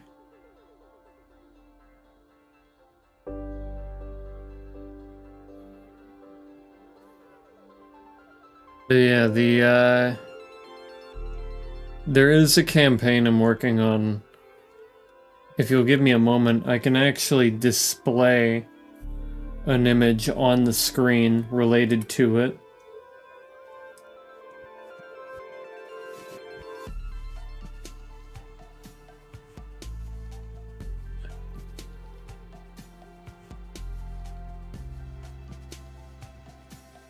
Something that I just did, in fact.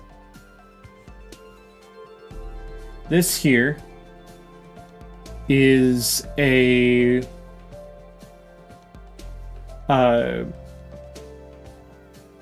it's a climate map for a D&D game that I've been working on. This is a Scarion. It's even got ocean depths and whatnot. This has been quite the thing that I've been working on. Because it's got a whole lot more going on than just that.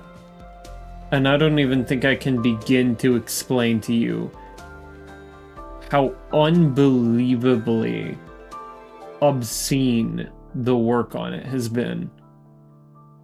So this is it without those layers on it. Cartography nerd within me is attempting to surge to the surface. Yeah. So I didn't just, make this map out of nothing, right? That map was created by first determining how big the star was. Yeah. It would be like creating a map of Earth by first determining the luminosity of the sun.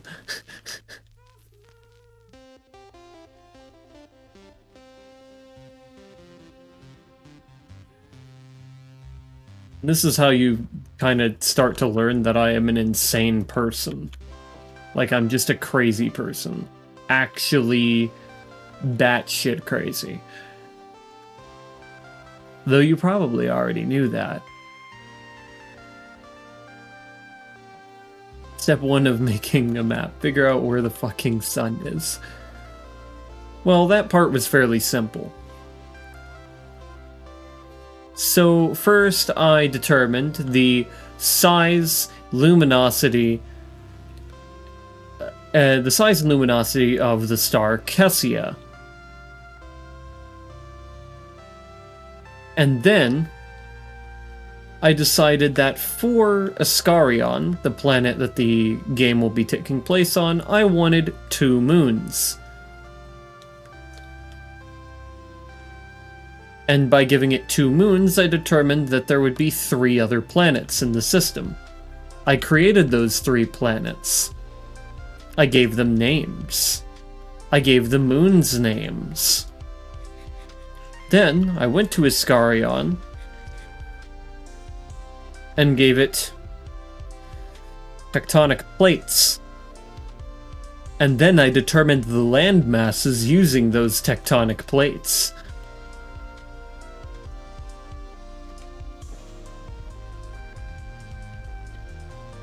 And then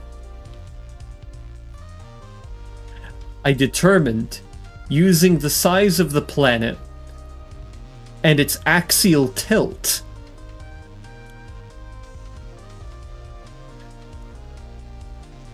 the planetary winds and the ocean currents.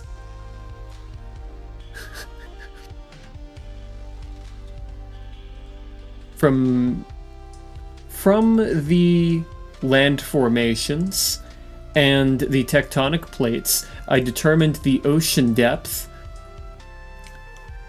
and where the mountain ranges would be. After that, I used the mountain ranges to determine where the river basins and rivers would be. And after that,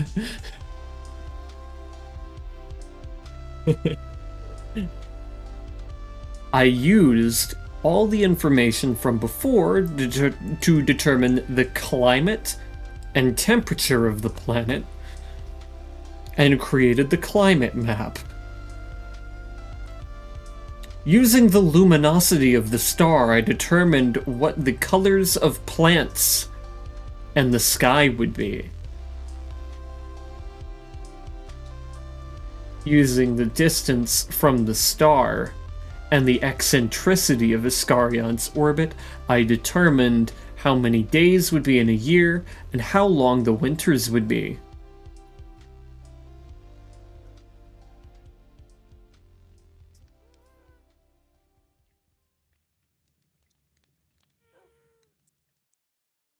You see kind of where this is going?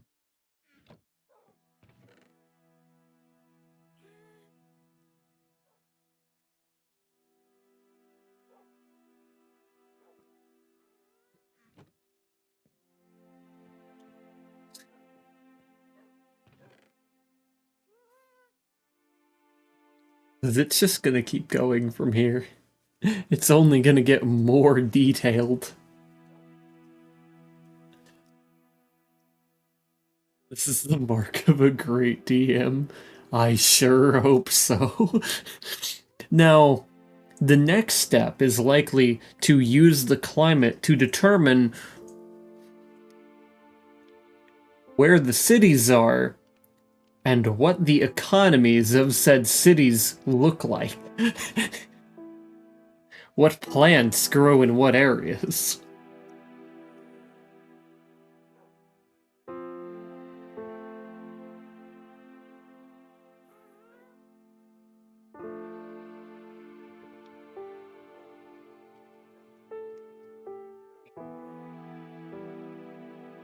Now, there's also something I can probably, just mention aloud. And that is the synopsis.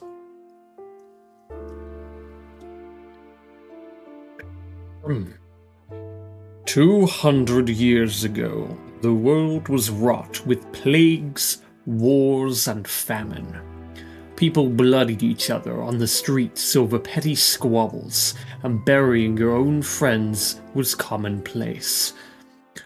Until, without warning, a loud crack of reverberating thunder rang throughout Iskarion.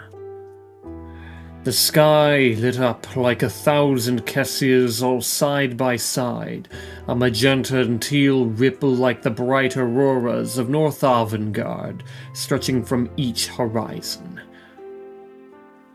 We thought the apocalypse had finally arrived to cleanse us of our savagery. But we were wrong. This mysterious flash carved new islands into the seas, known now as Prima and Cosma. Emanating from those islands were scores of fantastical beings in a flow of newfound power. With this power, great nations arose from the ashes of the Dark Ages. New technologies only dreamt of became household utilities. This act of some greater god had brought a new dawn to our lands, and perhaps saved us from becoming the cause of our own demise. This power, however, did not come without a cost. Perhaps we were too naive to believe we'd be offered such niceties without a price. A mere 25 years after the new dawn, calamity struck. Devil beasts overwhelmed the lands of Iskarion, smashing villages and barreling deep into cities. The 5 great nations of Toria formed an alliance, with one hero from each land to drive out the devil beasts. Heroes of lands untold joined them in their struggle against the devil beasts until finally they emerged triumphant over the devil beast calamity. Thus began the era of the first triumph. It is now the 4th year of the 6th triumph, and we are amidst celebration of our greatest triumph yet. Just 4 years ago, The 5 heroes of Troia slew a fearsome sea serpent of unprecedented proportion. As each triumph grew more perilous in its journey, so too did the celebrations grow in lavishness. But as with many things since the new dawn, our naivete would prove deadly once more. And that is the synopsis for the actual like campaign itself. Now I believe I could probably make an individual campaign for each of the 6 calamities in addition to the one that we'll be running.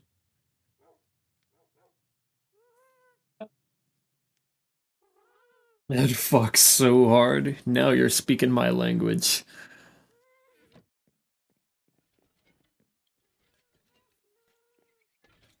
Yeah, the this campaign is called The Shattered Root, and it's the climactic ending to the storyline for Iskarion, and that's where I decided I'd start because that makes a little more sense. Or at least it can be the climactic ending. It could theoretically continue if things don't go a certain way.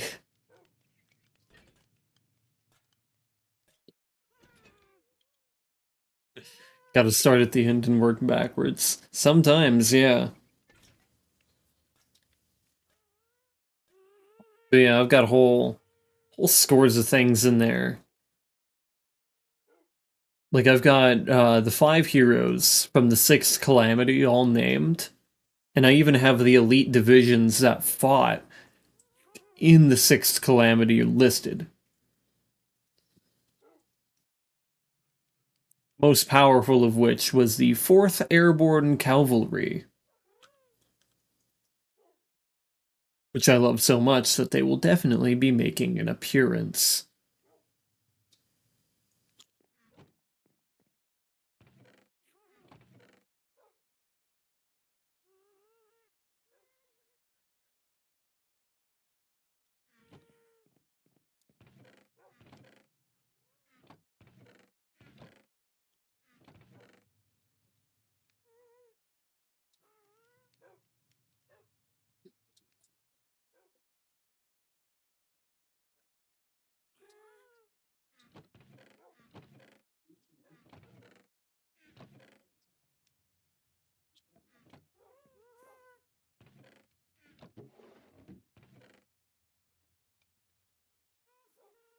Yeah, trust me, I've been working on the story for that for a while now, and I think I've finally got it to a place where I am confident in bringing them to it.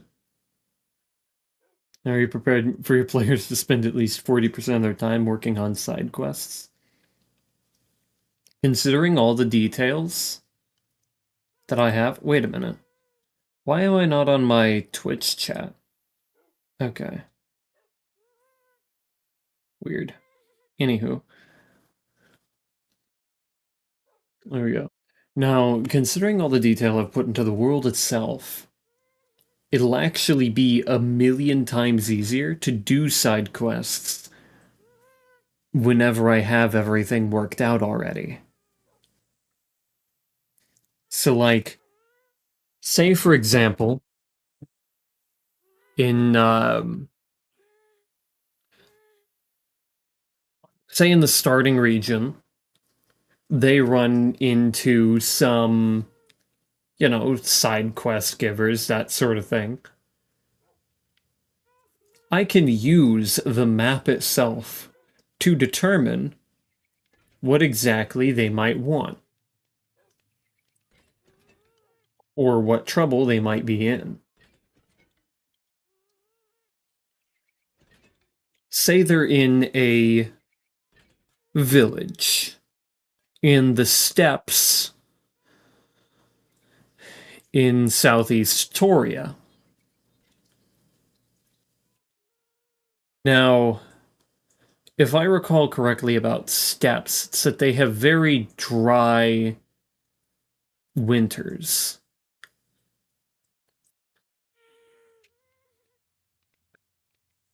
I could work with just that. But even more so if I put them in a secluded part in the mountains, they could be looking for food. Maybe they didn't store enough food for the long winters.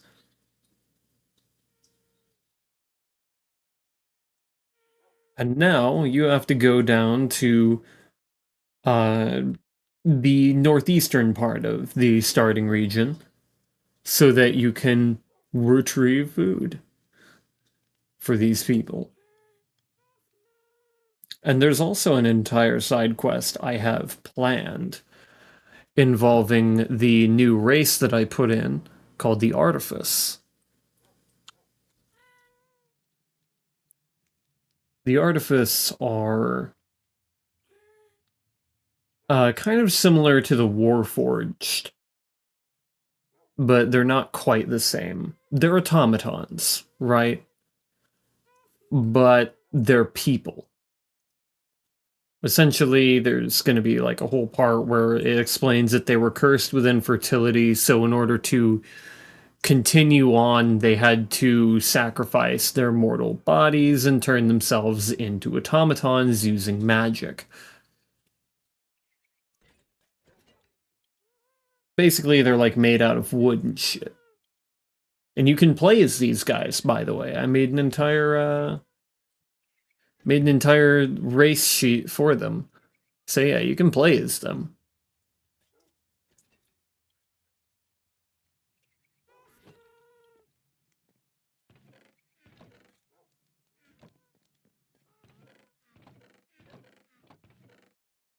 Oh, hell yeah. Hell yeah. That's not right.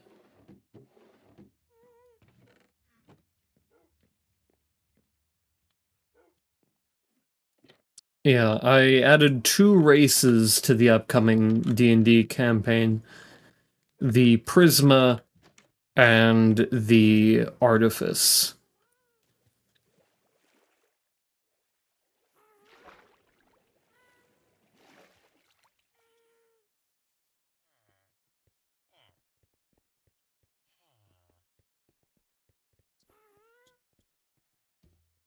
Oh, wait a minute. The Prisma are basically like my own take on mermaids. And essentially the like image of the mermaid is actually like a juvenile Prisma. And I'm basically kind of working it like how frogs and toads metamorphize throughout their lives. Essentially, the Prisma, they start out as like sea-born humanoids, but they have their bottom half is like a fishtail. But as they age, like toads and frogs, they lose that tail and they get legs.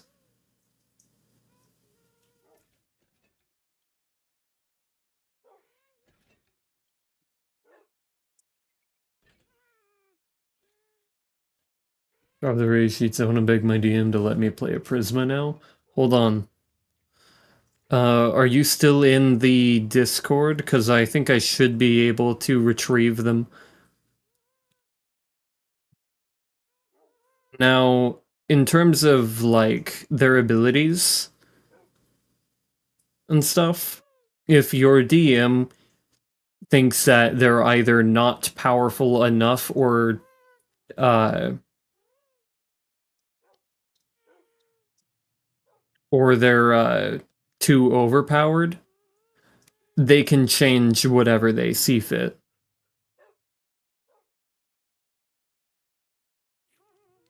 I'm gonna drop them in the Discord. Just give me a sec.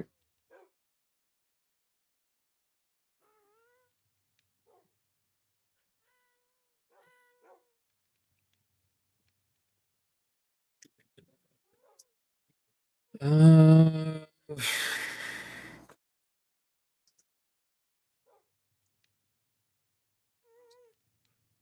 I really have no idea where to put this.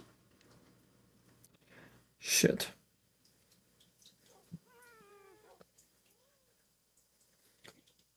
I'm just gonna drop it in general.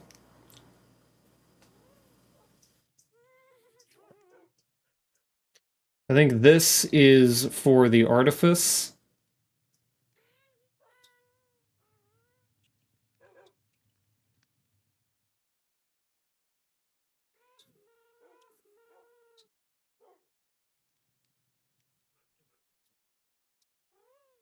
And this is... And the next one is the Prisma.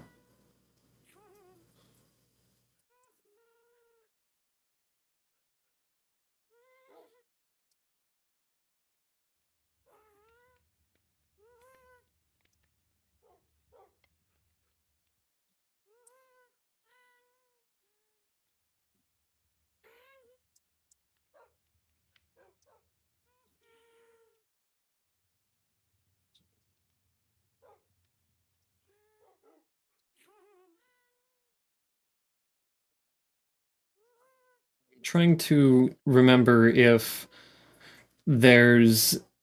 Okay, yeah, it doesn't have the rule, but artifice in particular can't feel pain, and can't feel pain is actually ruled a ruled statistic in my games. Specifically, can't feel pain. Basically, I'm gonna put it in layman's terms inside of the server.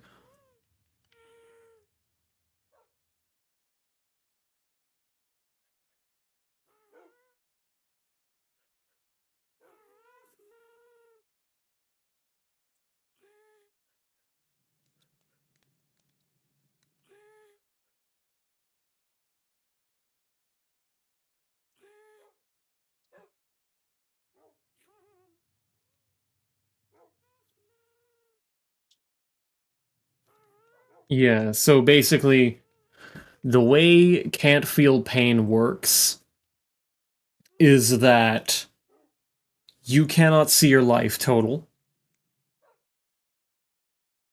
The only person who will know your life total is the DM, and you will only be able to get an estimate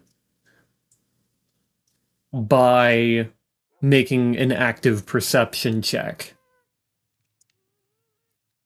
And I think maybe you could also reason that a medicine check could also be used, but that would require you to know that you are injured first.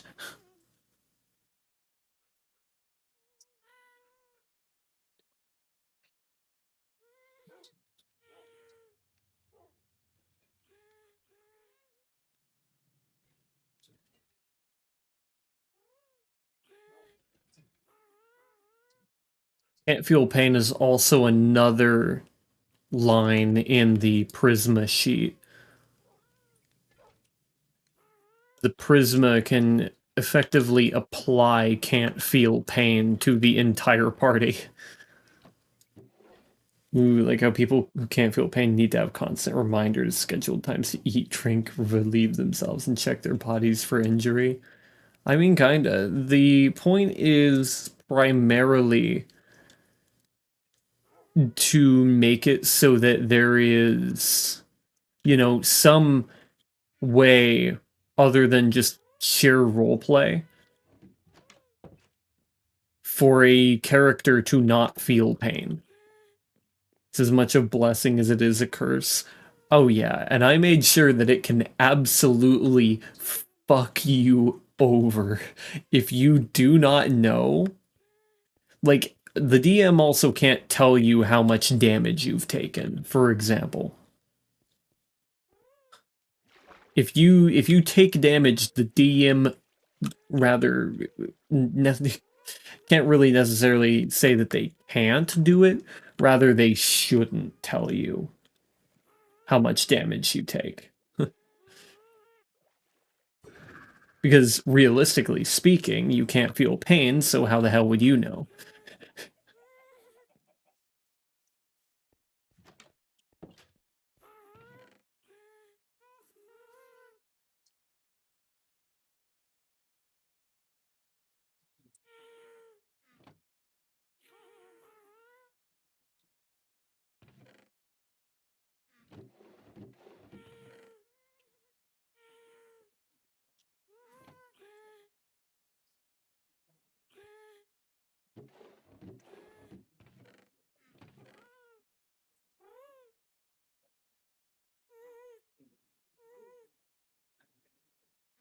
I'm also working on another thing for said D&D campaign. That has to do with what am I thinking of? The ICB, you've added another thing for the DM to actively monitor in combat. Why would you do this to yourself? I'll have you know that I have an entire armor system in my game that is going to cause me so much mental agony while trying to get it to work for the rest of my team that at this point it doesn't matter what else I add on to keep track of.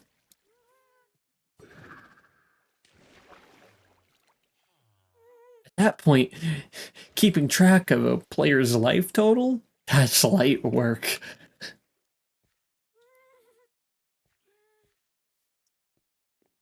I'll have you know, I have a spreadsheet detailing each of an armor's weaknesses.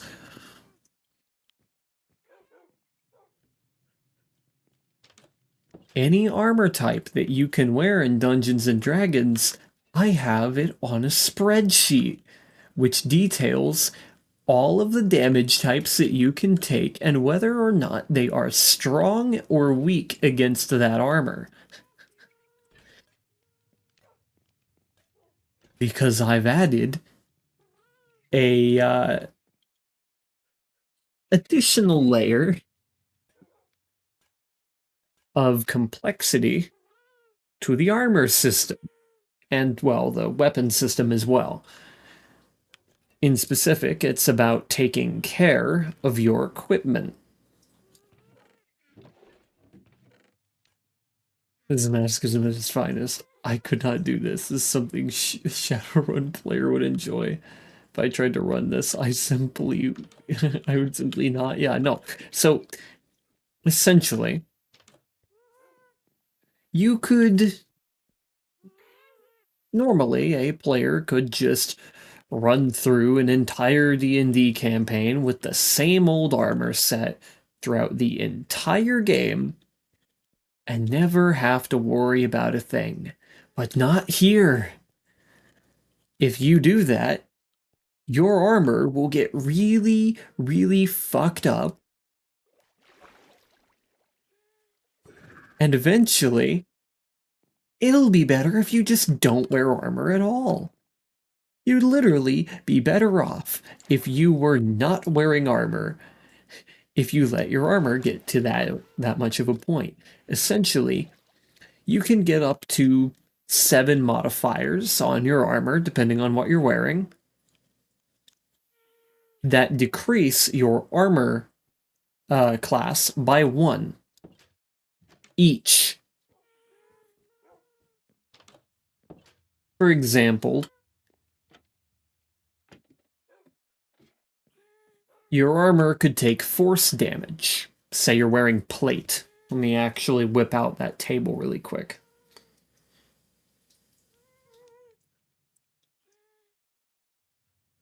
Oh, I have that table. Where's the table? Where is it? Let me whip out the table.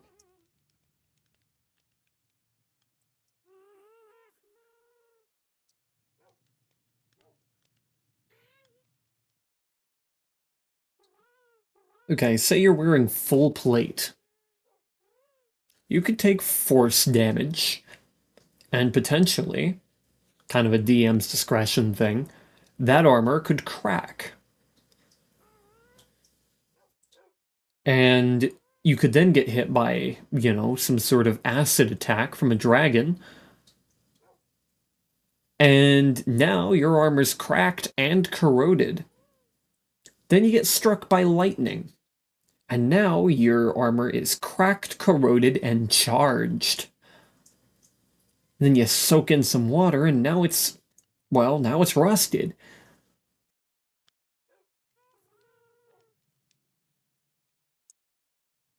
Here's the thing. You now have 4 modifiers on your plate armor. Normally, plate armor is really good.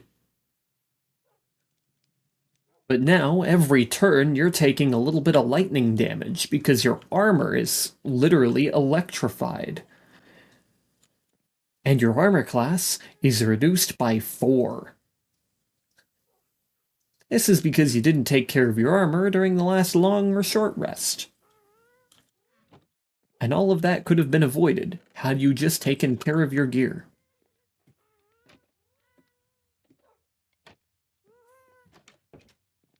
Essentially, during a long or short rest, you can choose to maintain your gear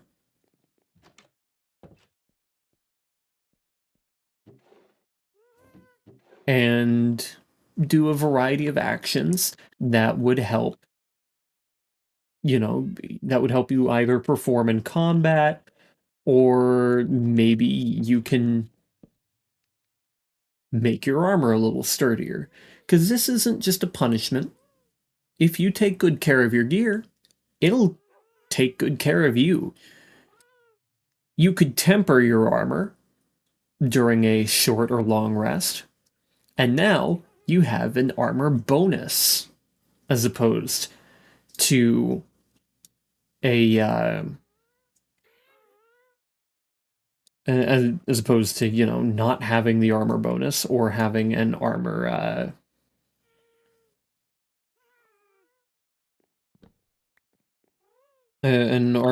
defect or a debuff. And at that, if you temper your armor, it will be able to resist getting damaged. Just once, but it'll stop you from taking damage. It'll stop the armor from taking damage once. Meaning it'll last you a little longer.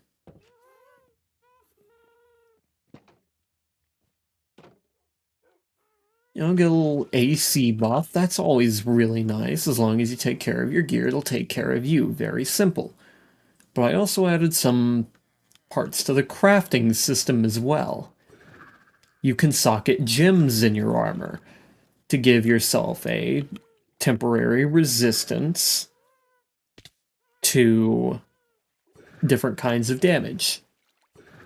Socket a ruby in your armor, you're now resistant to fire damage for a little bit. Socket a sapphire, you're now resistant to water damage. Yes, that's a thing. It's more or less just kind of me adding elements into that because I maybe modified the mage system a little bit.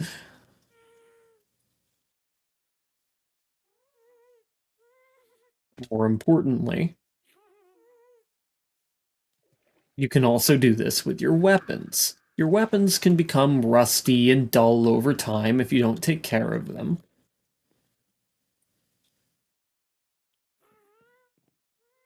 Yes, water damage via pressure is absolutely a thing. Yeah, no, I'm just talking about water magic in general.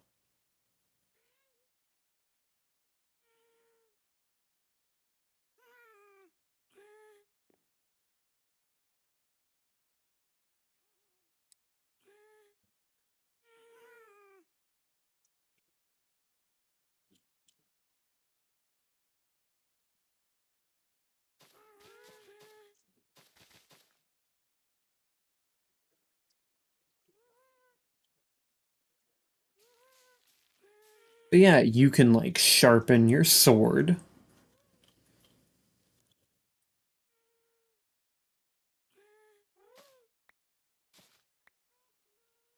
Uh, you can sharpen your sword. You can socket gems in the sword for it to do some additional kind of damage. I'll pull up to a fight and my wizard opponent has the Giga Turbo Fire Hose spell prep. I'm fucked. Yeah, specifically if you pick a fight with the Giga Turbo Fire Hose Mage and you're wearing full plate, then you're extra fucked.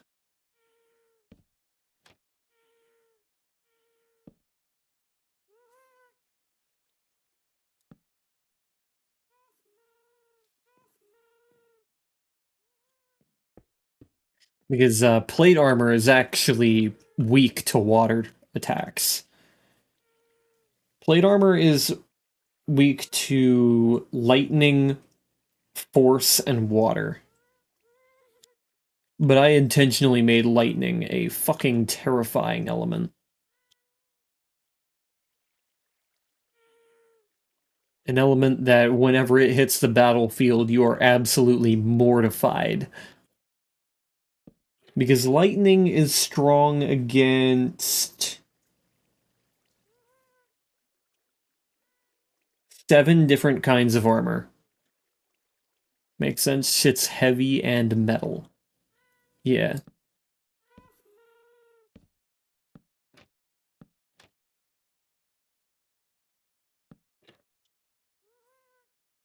Lightning is just altogether something you don't want to get hit by in my campaign. Just try to avoid it, essentially.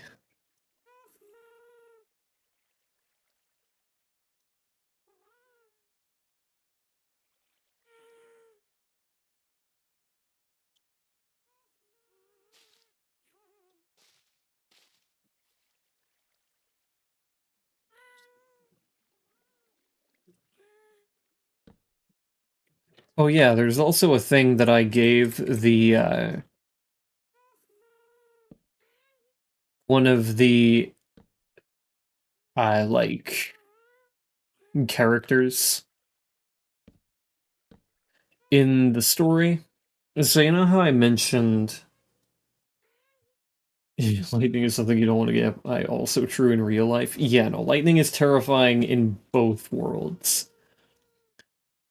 I just kind of felt like lightning was kind of wimpy in normal Dungeons and Dragons, so I made it a little less wimpy.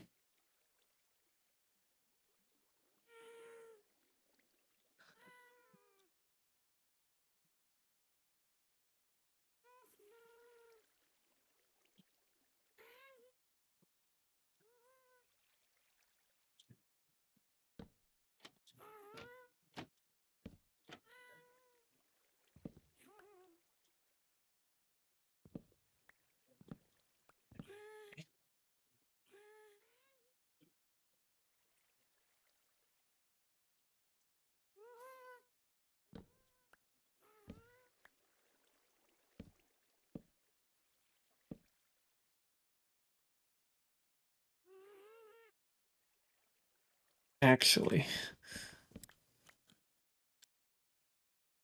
I want this one here.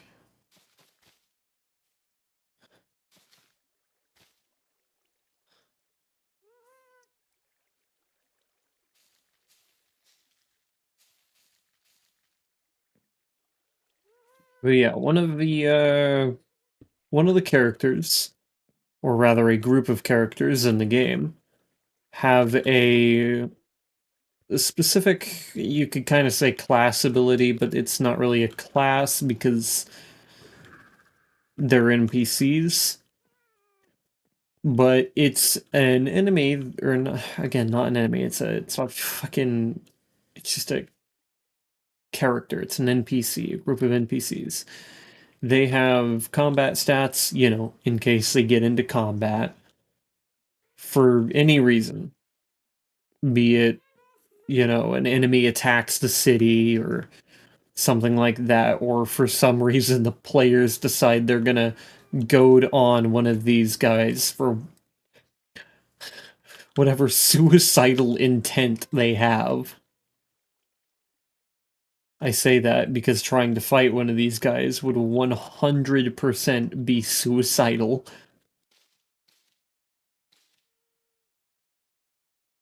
But essentially,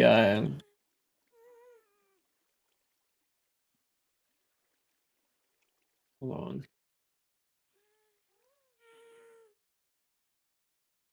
The 4th Airborne Cavalry that I mentioned earlier has a buff for every for every 10 feet of movement past 50, they get +1 to their damage and their hit roll.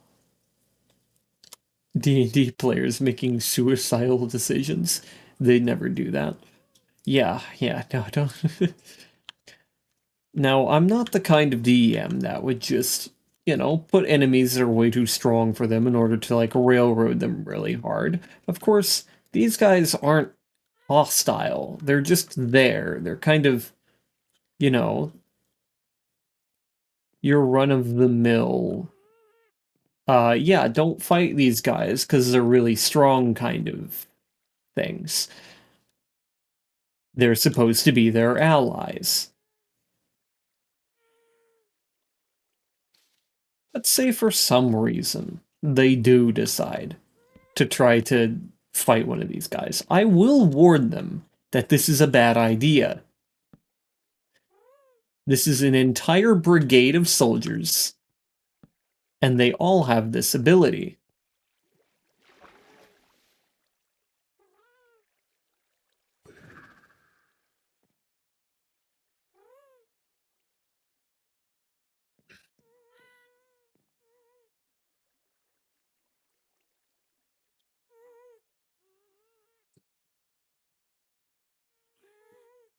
And they're all veterans. And they will know this. I will make sure to warn them before they make a really, really dumb decision. I won't just let them get themselves completely TPK'd in the very beginning.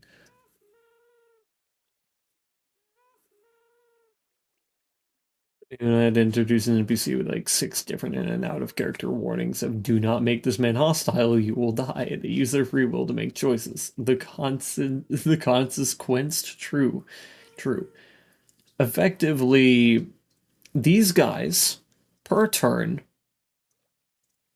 have 300 feet of movement. Meaning that if they use all 300 feet of their movement in one turn, they get plus 25 to hit and plus 25 damage for every hit.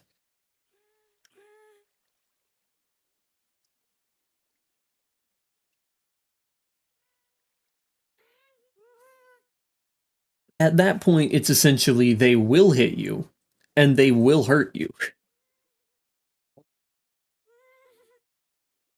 They also get a bonus for every one of them that is dead. So, say you're doing really well against them. You've managed to fight off quite a few at this point. You've gotten 3 of them. Well, now all of their speeds are 375 feet. You kill 5.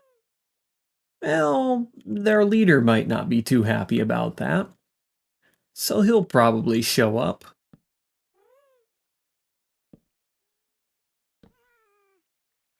And their leader is kind of a mini boss in and of himself. You may begin groveling now type of combat. Yeah, it's brutal, and for a reason. These are supposed to be your friends. They are not hostile in any way. If you attack them, you will suffer the consequences of doing that.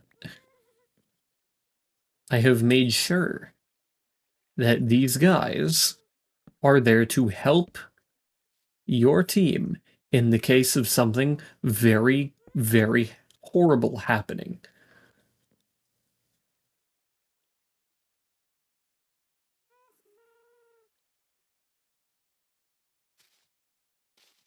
Now, considering that they have 300 feet of movement base, you can't really run from them.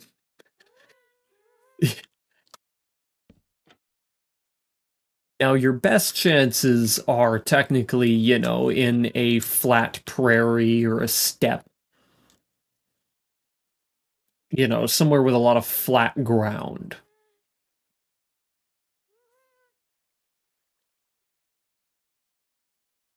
But even that isn't exactly foolproof.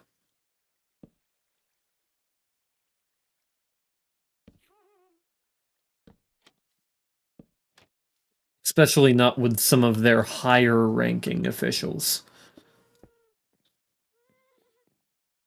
Their higher ranking officials might just see that as a wonderful opportunity to show off their mage skills. Oh, did I mention they're battle mages? All of them. Get up here. What are you doing in my city? What do you think you're doing here?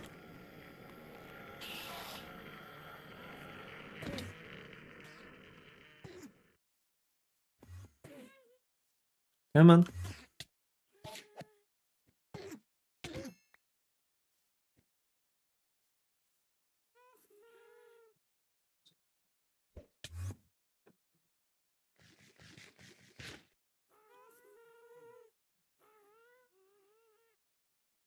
Oh, wait a minute. I forgot to turn my sound back up.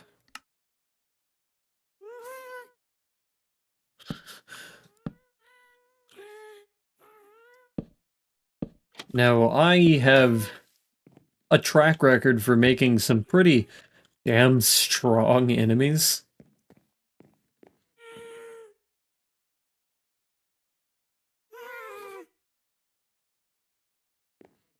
And this is because I was running a campaign for 8 players.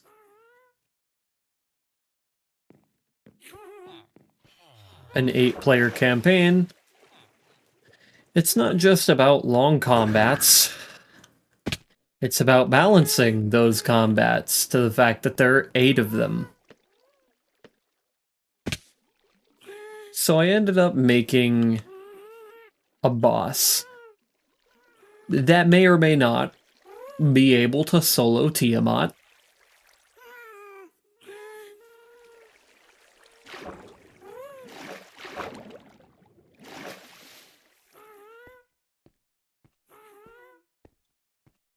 See, if it weren't for how you made your map, I would call you insane for running 8 players.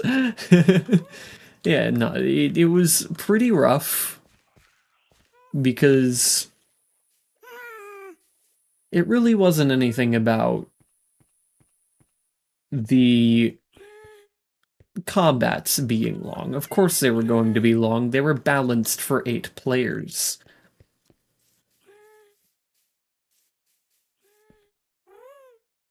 But you see, the bosses had to be really strong. I just remembered, I recently found that boss's character sheet. Let me go grab their stat block really quick.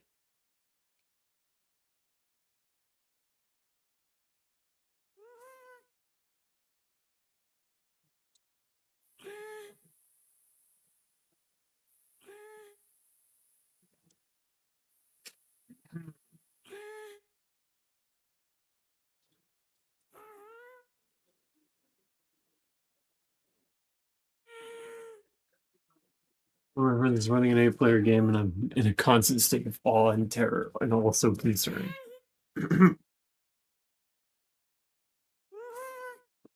Makes sense. So here's our boy, Silas Hemlock. That's his... I think that's his second phase, isn't it? Shit. Where's his first phase? That's his second phase. God damn it. I don't have his first phase.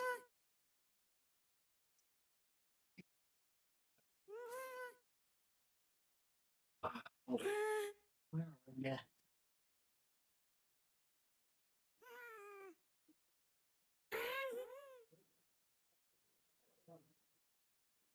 There he is.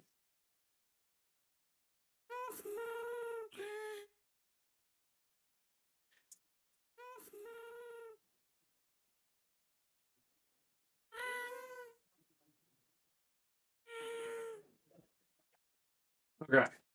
This is a 3-phase boss, by the way. I never ended up getting to making the 3rd phase.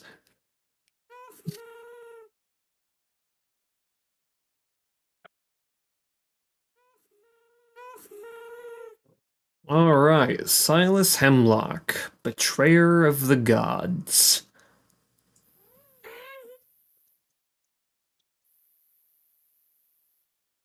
Medium creature, Risen Archangel. Steel skin, he resists bludgeoning, he's immune to slashing, unaffected by Surrounded, which was a stat I had, or not a stat, but a status effect I had in the game, and he's resistant to fire. 3-phase bosses, my beloved. Your players get through the first 2, and you hit them with "There is another." Yes. And the funny thing is that after the 2 phases, because they didn't know how to actually defeat a Risen Archangel, he came back. The whole thing about the Risen is that they would return upon death. So he came back to life somewhere else.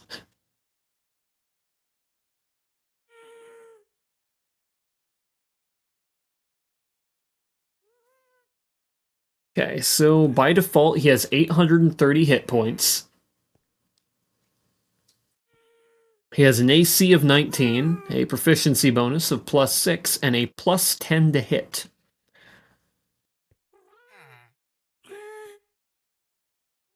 He's resistant to magic. Just straight up. I can't remember what Devil's Sight was. Hold on, let me look up Devil's Sight, because I know that's a base D&D thing. That wasn't one of mine.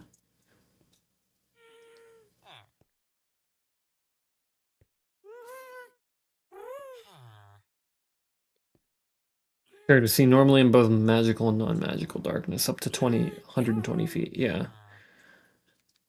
Devil's Sight is dark vision that works with magic darkness. Yeah. So, effectively, this guy had some pretty good stuff. He has 4 attacks per turn and also 4 reactions. He has a movement of 50 feet, a strength of 18, a dex of 18, a constitution of 17, an intelligence of 13, wisdom of 15, and a charisma of 12.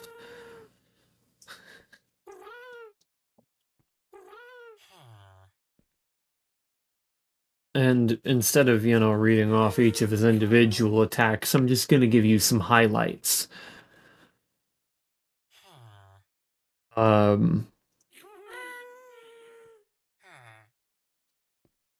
These are his reactions here. Okay, I remember that. So he has 4 reactions per turn. And these reactions are Sanguine Warfare. Upon being hit by a melee attack, Silas may force the attacker to make a DC 18 Constitution save. If they fail, they take 1d10 plus 5 piercing damage. If they succeed, they take 1d6 plus 3 piercing damage. Parry. Silas may add 4 AC against one attack he can see. Blade Mastery. If a melee fighter misses Silas's AC by more than 10, he may parry and deal 3d12 plus 6 slashing damage. Alternate between being a warlock and a paladin player. Do not psychoanalyze this. I am #normal trust. Very polarizing. Unnerving Mask. When a creature Silas can see within 30 feet starts its turn, Silas can create the illusion that it looks like the creature's departed loved one or enemy. Succeed on DC 14 Wisdom save, or be frightened.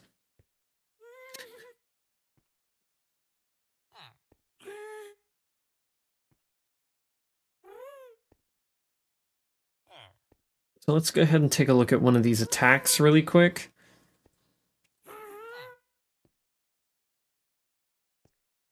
So he has Bloodied Slash, which deals 1d12 plus 8 to himself. And we'll do 4d8 plus 8. And 2d10 plus 5.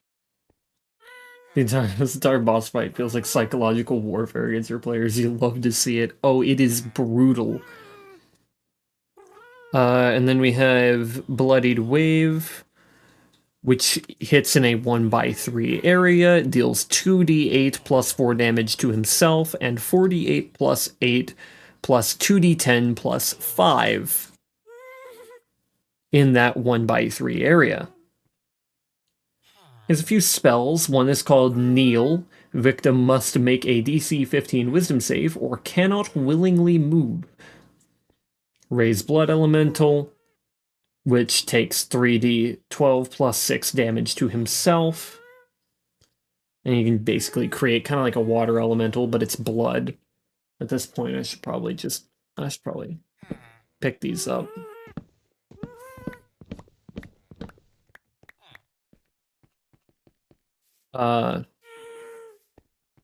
Anywho. He has a spell called Blood Coils. It's a 50-foot cone. It deals 8d6 plus 3 to himself. It is a DC 18 dex save in order to take half damage. And it's 10d6 plus 12 blood damage, which again is an additional damage type that was in that game. King of the Black Blades was one of his stronger spells.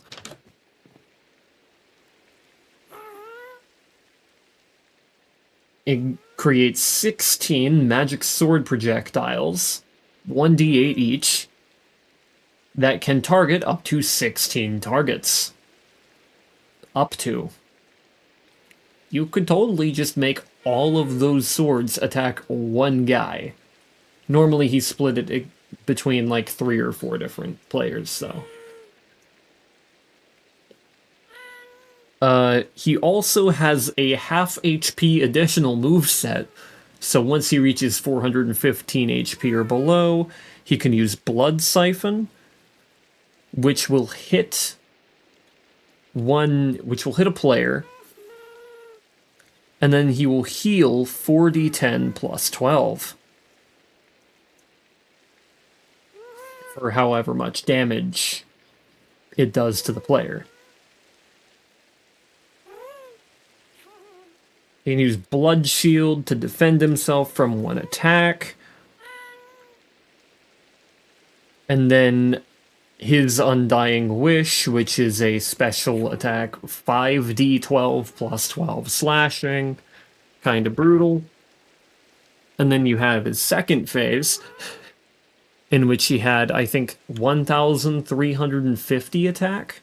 Or not 1,350 attack, 1,350 HP. He had so much HP because he would deal damage to himself while he was fighting.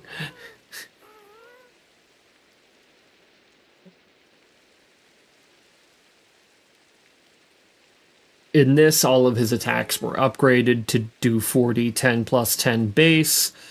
His AC didn't change or anything like that. His stats didn't change, but he gained 120 feet of flying.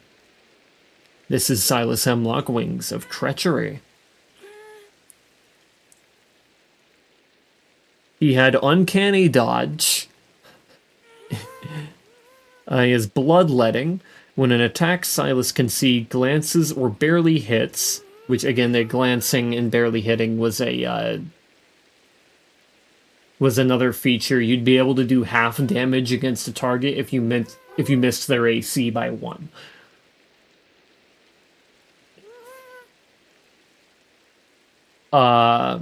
Silas can deal half the damage back to the attacker if within melee range.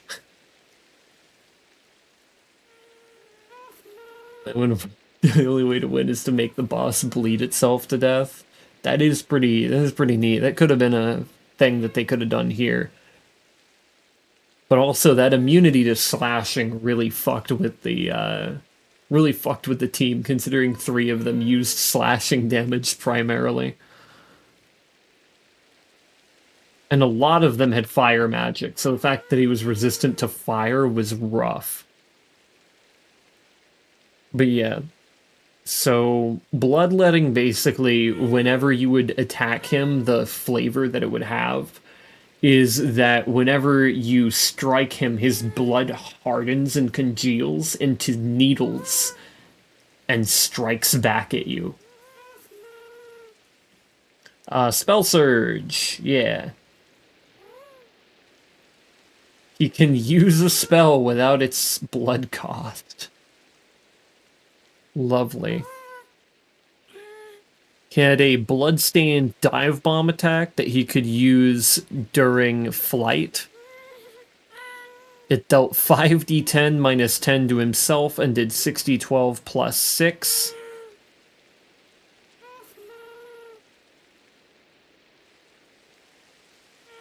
He also had a very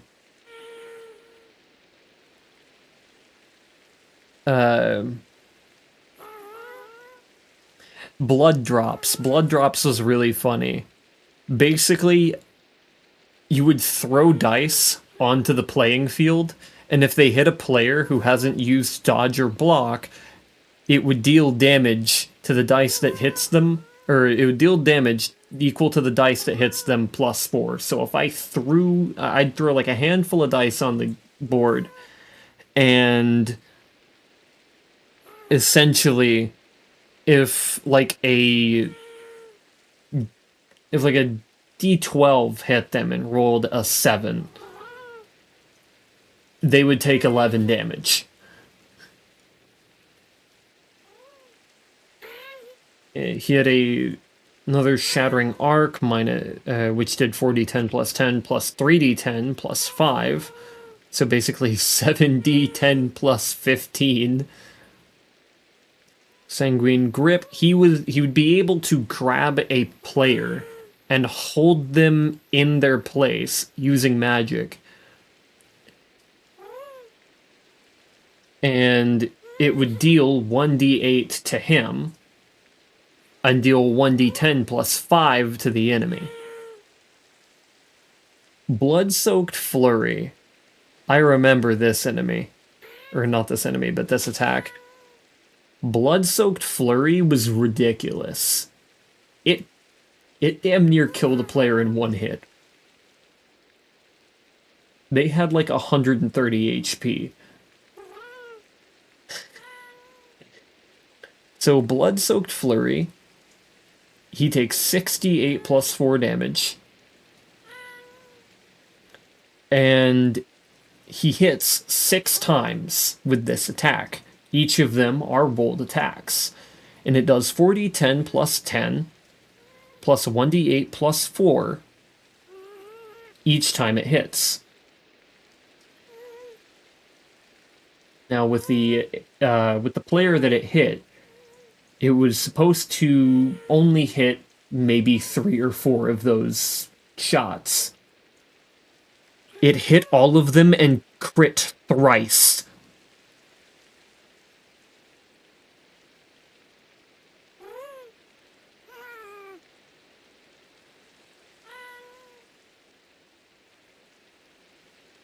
He took 250 damage in a single turn, or something like that. Triple crit is insane. Yeah, it hit. Not only did it hit every time, which it was only supposed to hit half, it crit for half of them and dealt like 200 plus damage to one guy.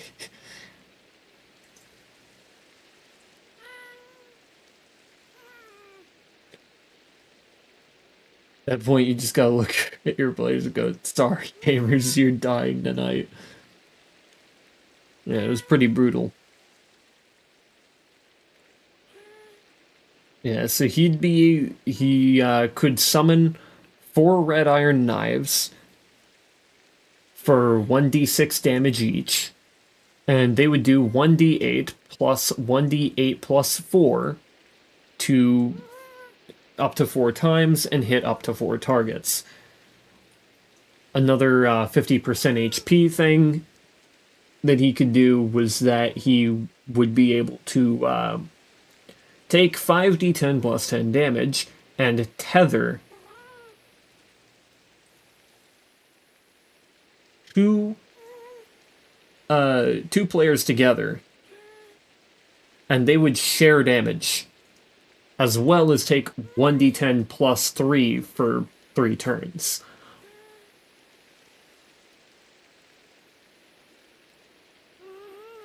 Silas Hemlock was a brutal boss, with a total HP of 3,200, I think. Or no, 2,200. 2,200 total HP. Not with their third phase, which I think was going to have about 1,500, which would put him at 3,700 hit points. And during that third phase, he was supposed to assume this mech form, essentially. And he would have 6 arms with 6 giant swords. They all did blood damage, and there were going to be some crazy combos that he could pull. He was going to be a brutal fight in the end game. If that, game were to have continued.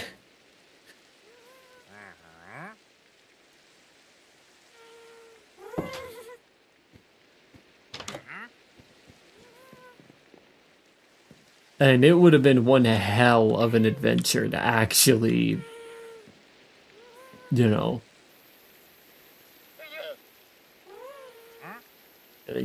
like, you'd get that guy and you would be like out of breath at the end. You didn't even actually fight him. You were sitting at a table the entire time and you'd be out of breath. You'd be like, "Oh my god, he's finally done. He's finally dead. I can't believe I got him." I wanted to make this guy feel like a Dark Souls boss. I think I achieved that pretty effectively.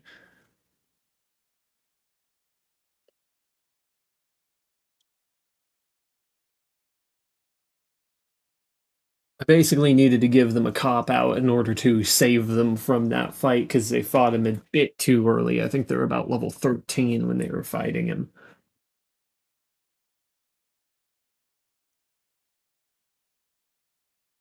But yeah, I did give them an out at some point, and they managed to, take him out, albeit temporarily.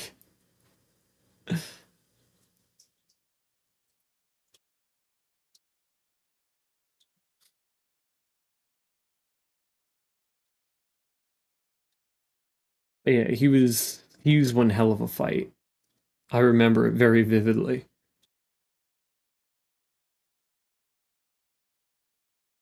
Yeah, he was so brutal.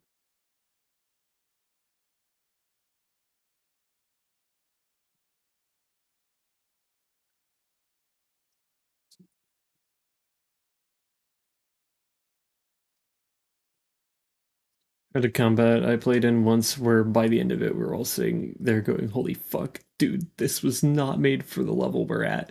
It was a one shot, so we TPK'd. Right.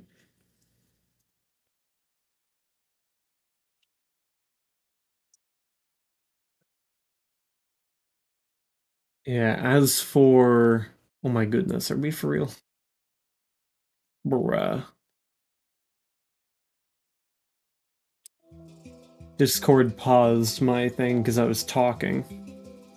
Assholes. And it even gave me the sexual remix of Aria Math. Like, fuck.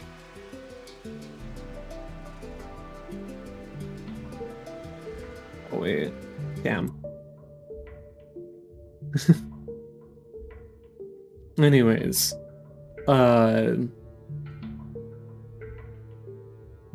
basically that enemy was incredible. It was an incredible fight. And I even had gauged their combat abilities before by putting in, like, an automaton of him. Can't believe Discord would do this. Fucked up, sick and twisted. Almost as sick and twisted as adding age verification. You know. The thinly veiled privacy violation.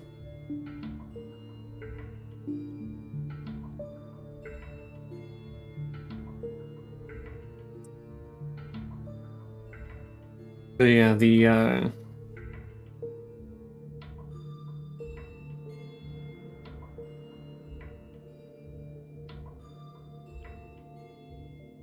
sorry, it's just... Sorry, where was I? Shit.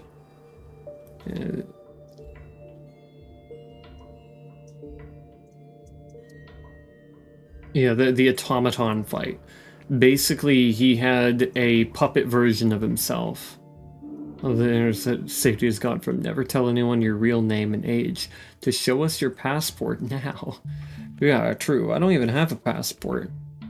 Not anymore. Mine expired like 3 years ago. I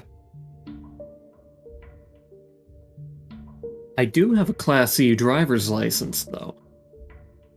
In other words, a driver's license, but for cooler people. Most people are just Class F. But I am Class E. I can drive people around. Professionally. But yeah,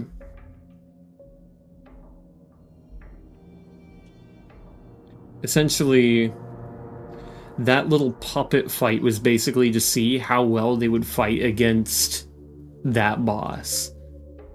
Calvin, are you forklift certified? I was. I'd have to renew it. But I was forklift certified whenever I worked at a warehouse. Unfortunately, that was too long ago, and I'm only... And I'd need to renew it, but I was, in fact, forklift certified.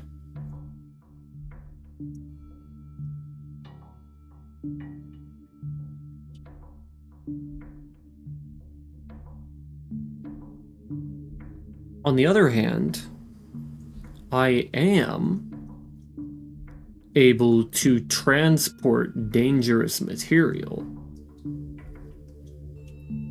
for a job.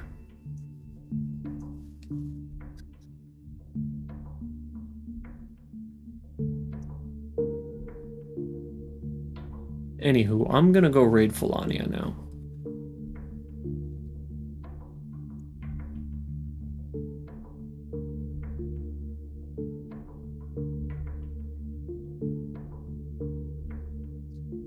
D&D Combat's ex-forklift certified Gilbert really can do it all.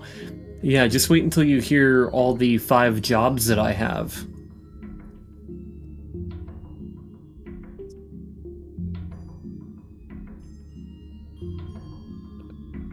I'm a professional cheese protector.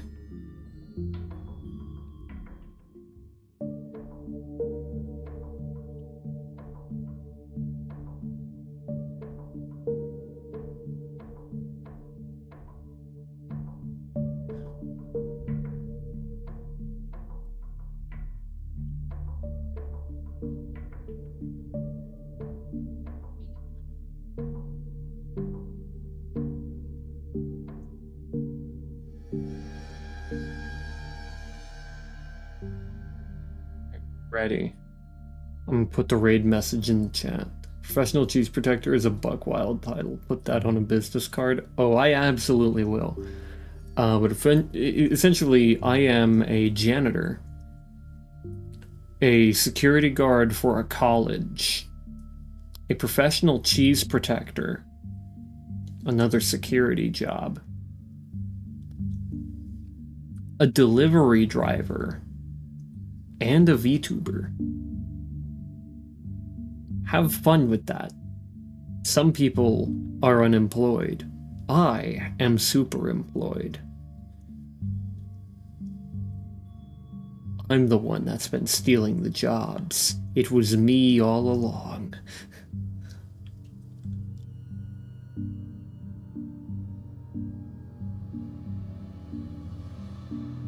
Anywho.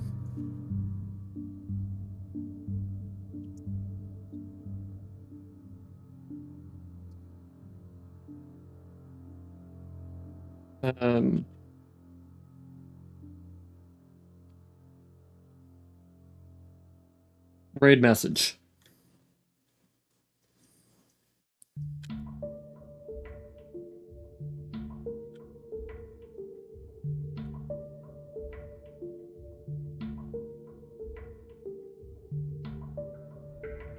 It's usually a job. Factoid false. Gilbert, who has 5 jobs, is a statistical outlier and should not have been counted.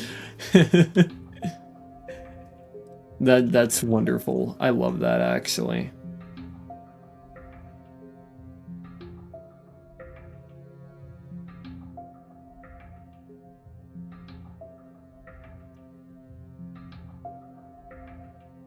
Work in excess of 100 hours a week. That's what my life is about to be. I'll have the 40 to 50 hour a week job, plus the 16 hour a week job, plus the VTubing, plus the other 2 side gigs. Anywho, this is our raid message. Go ahead and copy it. And at the end of the stream, you'll be automatically redirected to our raid target. Subscribe to them. Or else. I will see you in another time.